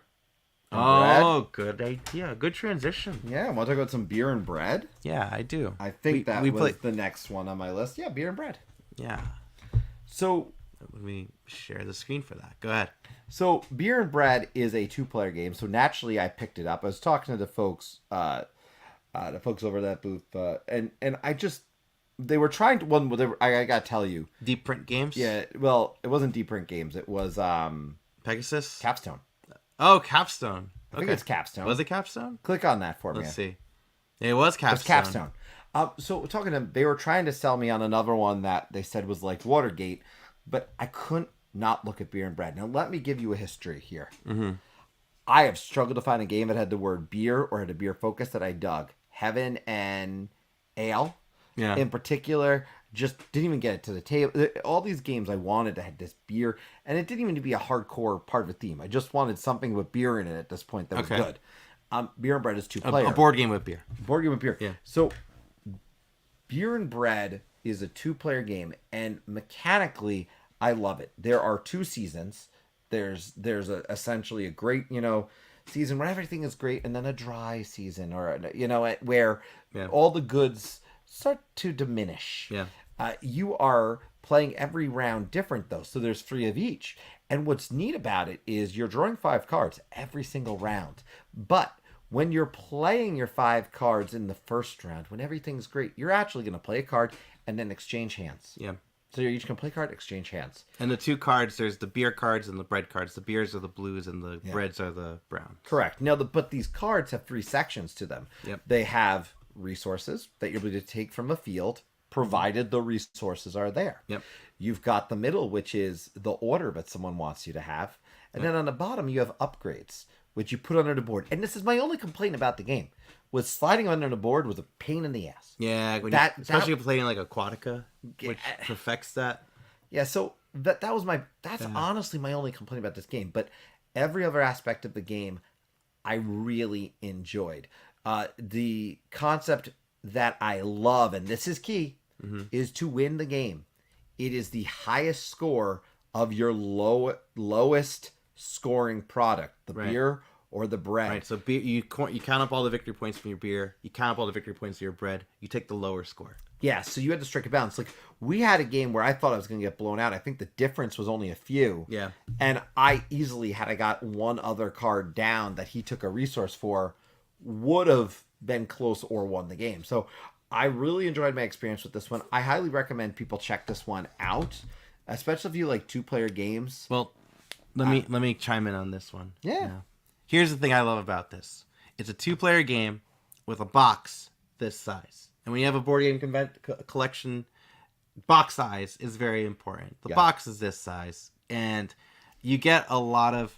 I feel like you got a lot of decision making within this game. Granted, with all these drafting games, you're not really hate drafting as much as you are deciding what is beneficial for you. What's interesting about this game, though, is that your resources, when you collect resources, you're limited to the number of spaces. You can only have like at most 9 resources. Yep. And if you ever exceed that number, you have to decide which ones you're getting rid of. And you don't discard them, you offer them to your opponent, and they can choose to take those offered resources and discard the rest. Yeah. So it's really interesting balance, because you might be worried about getting too many resources and giving them to your opponent. So there's not so much hate drafting in terms of what cards you're going to give them, but more so on that side. And the other thing too, it does multi-use cards pretty well. Yeah. And it's really a great combo. Like, I know like Lagrange is the one that's always compared to for multi-use cards, and this one I think is does a great job with their multi-use cards. Yeah. So rating on beer and bread. Ready? Yeah. Hang on. What'd you get? There you go. Ooh. I got an 8.1. 8.7. So I like this a lot. I'm glad you bought it. I want to play it again. I'm glad I did too. It is it's pretty high up there for me in terms of games. And it's good if you want like a 2-player only game that isn't necessarily like, I don't know. And it plays about 45 minutes. Like yeah, approximately. Yeah. And honestly, it's probably my favorite Scott Alms design at this moment. You know. Yep. And Mr. Coaster says we sold him. There you go. You definitely should play it. It's a great one. So we're gonna do 2. We've done a lot here. How many got left? We're gonna do. I'm gonna save Cryptid for another day. Okay. Okay. We're gonna talk about Cryptid on a regular one, but we have to cover one. We got a review copy of Gifted Tulips, but let's package Gifted Tulips and Wicked and Wise together. Okay, great idea. For another one, so we held on those. Weird Draft Games provided us both of those. I already own one of those, but did not own the other. Yeah. And then, but let's hit on 2 more. We're gonna hit Ready Set Bet and then Cuba Libre. Okay. So why don't you talk a little bit about Ready Set Bet? Ready Set Bet. Let me pull it up. Ready Set Bet is a party game, and it is a game where one player or an app is in charge of the horses and will be running the horses and announcing which horse will be going along a track. Let me pull up the track so you can see it. Bum, bum, bum, and here is a track. Okay. Sorry, this is not the track. This is the board. That's the betting board. That's the betting board. So The horses come in different denominations from 2 through 12. Okay, and as the game, that's the app. The app up here has the board. We should point out you can DM this game. You don't need the app. Yeah. Arwen DM'd our game. Yeah. And it was a little bit of a different experience than probably using the app. Yeah. So what's going to go on is you have a bunch of poker chips in your color, and you're going to be betting them onto different spots. And if that horse wins, if you have the correct one that wins, you're going to be getting points here. If it comes in second place, you'll get points in all the ones on the right. So you'll get place and wins. You get to, Yeah. Right? Is that correct? Or it's the other way around. Yeah, other way around. It's the other way around. Yeah. Right, because if it wins, you get only this. You get everything. You get everything. I'm going in reverse. Yeah, it's all right. If it wins, you get everything, including first, second, and third. Right. Right. If you just came in second, you get second. And we should clarify that win is first, place is second, show is third. And those are the terminologies. Right. And these are the horses. So it's more likely that 7 is going to be the big one, right? Because when you roll 2 dice, yes, that's how you determine, by the way, where the horse is moving. You roll 2 dice, and that horse will move. So as the game goes on, you're going to be gambling on these, and only one chip can occupy one space. Yes. And the game keeps going. You're just going to keep doing this in real time until one of the horses passes this red line. Can we make a point too while we're up here? If you notice, there's a plus 1, plus 2, etc. on some of these numbers. Oh, yeah. If you were to roll, say, an 8 2 times in a row, that horse gets a bonus catch-up mechanic. Right. 7 doesn't have a catch-up mechanic. All the other horses have catch-up mechanics. Right. And that's playing off the same thing as like... And you're going to be cheering and screaming for your horses. Horse. Yeah, you might even just going horse. Or, random expletives too. There will be expletives. Now, not only that, but every round, there's going to be different cards that come up. And you could bet on those cards in this one, for example, it says 10 will be in a greater position than 9. Yeah, right? essentially, 2 and 3 being essentially position, it really simulates it because as I've talked to people, that's the prop bet. Yeah, that's what you're dealing with. I don't really gamble on horses. I don't, but a prop bet, just I say as a general term, because now they exist in all these sports. We got to talk about though. There's also VIP cards. So in the second, third, and fourth rounds, you're going to get bonuses. VIP cards with special bonuses and abilities. Like I got anytime or 2 or 12 rolls. Yeah, I got an extra bonus money. Right. And I was getting that, but I had that was part of the chaos. Right. And there is a lot of chaos in this game. There is a lot. I mean, it's a real-time betting game. So there's definitely going to be a lot of chaos. And one of the things I think you noted was there is downtime when you're doing the scoring. Yes. And I think that was the payouts, especially with newer players, there's a significant amount of downtime. I imagine if everyone knew how to play, it would go a lot quicker. Yeah, I agree. But again, we played this with Arwen, with Jamie Daggers. It was great too. It was a fun experience for me. Yeah. So let us show our numbers. I got 1 point difference. 1 point difference. Yeah. And this game for me was just really a great experience. I kind of agreed with you on the downtime. I probably rated up a little bit. This could stay here because one of my issues was there was a little time in between. Yeah. But I felt from an experience, this simulated horse betting in a really fun way. Sure. And as I talked to people about this, I had people who wanted to play it who don't play board games. Yeah. So for me, that got me excited. So for sure, it definitely has that feeling like to entice people into the hobby. It's not just stodgy war games that we'll be doing or whatever. Nothing against stodgy war gamings. Does the DM do much? The DM just rolls. The DM just and rolls. kind of like hosts. If you like that sort of thing, like if you like being the narrator in Werewolf, you could definitely like have fun with this. You could be like, the horses, we got a red horse. You could auction it if you wanted. You could auction it. It depends on your group. But here's why I gave it a 7.4. Go for it. I gave it a 7.4 because even though I did like the game, I absolutely have to think about other games that kind of evoke this party gambling feeling, specifically Vegas Wits and Wagers. Okay.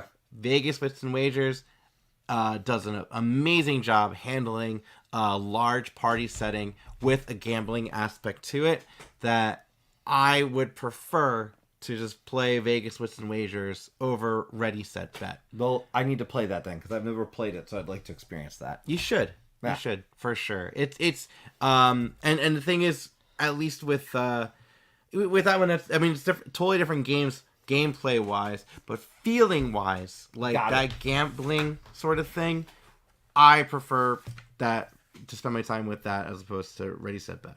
So that's why I rated it 7.4. So our last one's exciting. Sure. Our last one is Cuba Libre. Yeah, and you weren't expecting to play Cuba Libre. I wasn't expecting Cuba Libre, but let's do this story proper. But because we were at the hotel on Saturday night playing Bad Company, which we didn't finish the game because, and that's part of the story. Yeah, so because we are sitting there, and one of our friends we were with says, "Hey, I don't know if you know this, but Rodney's sitting behind you guys." Yeah, Rodney Smith's sitting directly behind us. So we said, okay, we got to say hello. Let's just at least introduce ourselves because I just jumped up. We just talked. I've talked to him on Twitter. We've engaged. I'm bringing up Cuba Libre over here, by the way. So we go over. We start chatting with him. No, we'll talk more. But I will just say, we started chatting with him. It was about 52 minutes later. It was a long chat. They cleaned up our other game and were playing something else. I felt pretty bad. We felt bad about that. But because we didn't finish Bad Company. But what happened about Cuba Libre? Explain why. So Cuba Libre has been on my shelf of shame for quite a long time, and I've always wanted to play it because I've heard great things about the coin games, and and in particular, Cuba Libre attracted me because I am of Cuban descent, so it's interesting to see a board game that is set in Cuba, and so I bought it, and going through the rulebook was pretty tough when I bought it. And there's a way to play it solo with bots, and it's literally each faction plays completely different. Has a page that's like a standard page, which is like a flow chart as to what it's going to do based on what the board state is. And it was a bit. It's a loss. It was very intimidating. Understandably so. So if you want to learn how to play a board game, Rodney Smith is a good way to learn how to play a board game, right? Everyone knows this. And when we talked about a recent tweet he was posting about Cuba Libre because he loves Cuba Libre, and he brought the copy with him. He didn't bring the copy. Oh, he didn't bring it. That's right. He didn't bring it. So that was Jamie from Secret Cabal podcast. Yeah, Jamie from Secret Cabal. He brought his copy, and so I brought up I've always wanted to try Cuba Libre, and he's been dying to play it at the con. So we exchanged numbers. We got it set up because we were at the same hotel. Yeah. So the following morning, 10 a.m., we are in the hotel lobby while the PAX Unplugged is going, playing Cuba Libre, and I want to point out, game. It was a really cool morning because we went from a quick chat with Peter Fierce breakfast to a game, and Nathan too, and Nathan Thornton the night before from we talked about This Old Wallpaper. We had met with Nathan, who also did Medium, by the way, right? And so 10 o'clock in the morning. Rodney Smith spends an hour teaching us Cuba Libre. Yeah. And then we played 3 rounds of it. Because there's 4 rounds, technically. We did a slightly shorter version, I guess you could say, because we did the 3 rounds. But we played Cuba Libre. And so, go ahead, describe Cuba Libre. Oh, my God. So you've got 4 different factions in this who all have essentially... as you look at the board, completely different roles. I essentially was the equivalent. I was the syndicate, which was the equivalent of a mafia. Yes. Right. And all I cared about was money, opening casinos and having a certain amount of money. The government had its own concerns. They wanted to retain power. Yeah. And the thing is, they start at their strongest in the beginning of the game. They're collecting all this money. They get weaker and weaker as the U.S. embargoes. And then you have the university, right? The university, who's essentially kind of aligned with the what's the proper terminology? Well, so we should probably describe them first because I think they feel like they're so. The 26th of July is specifically Castro's group, right? Yes. That's Fidel Castro, and it's they end up succeeding in real life and overthrowing Cuba for communism.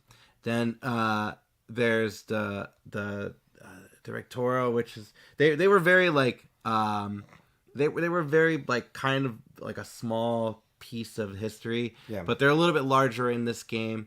Oh, good night, Mr. Coaster. Good night, Mr. Coaster. Yeah. Thank you so much for hanging out with us. I know some of you are still here from the beginning. We appreciate you so much. You all have different intentions. Both Castro and the directorial player want to take down the government to bring in their their idea of government. In this case, they were trying to bring democracy, and the others were trying to bring in communism.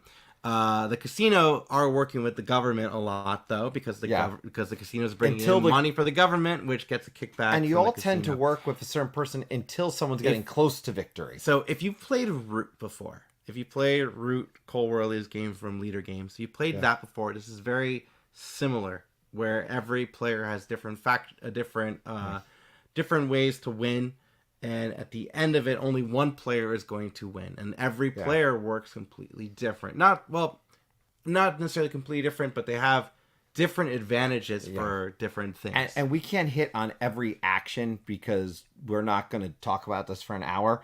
But I will say that they have they have their own unique things that they can do. Yeah, and that's what makes this really a fascinating game. And again, I think. And I want to clarify that my rating on this game is my rating on this game, but the experience of playing with Rodney, I cannot thank him enough because he was such a gracious teacher. Yeah. And he was really... surprised, right? He's such a good board game teacher. Yeah. But he really was just great to chat with. And, you talk to people and you talk about meeting people. It was just a neat experience. And it was fun, and I learned a lot from him, not just about, this game, but he gave some really good advice, about just YouTube and other things. So bring it back to before we jump into that. Rating wise, Cuba Libre, this wild 4-hour long game, which you ended up winning. I did end up winning. I gave it a 9. 8.9. Hey, look at that. Yeah. And the thing is, I really loved it, and I was worried I wouldn't love it because I actually don't like Root, and I was worried I wouldn't love it because of that reason, because some of the complications. But man, what a roller coaster of a game!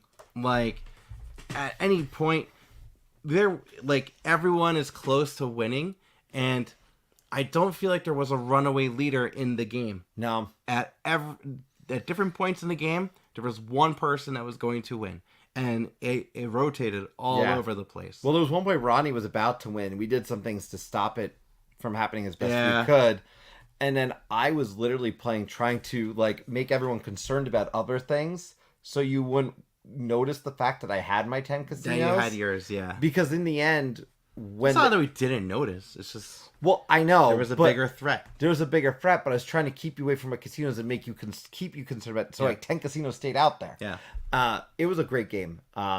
It was a lot of fun, and like I said, I think this is just a good recap of the conference. It comes back to people, and that experience was just one of many great experiences, and that was neat. I did not expect to play this game. I did not. I was even saying, do I really want to play a 4-hour game? I want to get some games in, and then I decided, you know what? I want to learn this game. I want to experience a Rodney teach. But this sounds interesting, and I ended up loving it. I'm so glad I played this. And this Mr. Coaster asking, did he leave the other game modes for you to discover on your own? So he didn't. So what's hilarious about that is when he taught the rules, everyone gets a 4-page pamphlet on each page with a different faction's rules. And he taught us through that, but he didn't teach us most of it. He did include, I'll leave the rest for you to discover on your own. And that was great. I was laughing. He said the thing. It was so funny, right? He didn't do a box flip, though. So I think there's a lot of editing or CGI involved with that. But the one thing that I loved about it was there was a part where he was in trouble because I was gonna do some nasty actions to him, and then he asked me, Ryan, what are some of the actions that you can do? And I told him, I'll leave that for you to discover on your own. And I felt very good saying that to Ryan. Oh man, It was a flip it on him. Yeah, no, it was a really great game. It was a great experience. It was the highlight for sure of the con. Yeah. I mean, it's kind of hands down thing to decide. I want to. By the way, can I take a moment to thank anyone who's still here? We're at 3 hours. Or watching it later. Yeah, or watching later. But if you've stuck through all of this, God, I so appreciate. We've had so much fun tonight. We had so many great calls. Yeah, and I think it's a testament to what kind of things happen with these conventions and the people who come out and the community that comes together. So yeah, we appreciate it quite a bit. If there are any other questions, pop them in the chat. I just want to say one of the things that was also neat was we had made the business cards for this because they required to make business cards. So now we've got Tabletop Express stickers, which was a cool thing. My kid loves it. I have to make them not take my business cards now. That's the problem. Like, can I get those? I'm like, no, they're cards. They're not just stickers. But yeah, it was but it was great playing that game with Rodney. I look forward to playing Cuba Libre again. And it just, but it does, Barros is right for sure. It comes down to the people. It's great running into people. Oh, thank you. Yeah, I'll add this. You were I was. Yeah. And yeah, it's exciting to see all these people you've been interacting with. And I'm going to add that this is my first ever convention where I was like in that media capacity, trying that out. So I do have to thank, obviously, the person next to me for bringing me on this channel to do this sort of thing. And yeah, it's just wild. I love PAX Unplugged. It has a completely different meaning than I've ever done before. Like, I didn't play as many board games as I usually play as PAX Unplugged. Yep. And I look forward to just meeting and greeting everyone.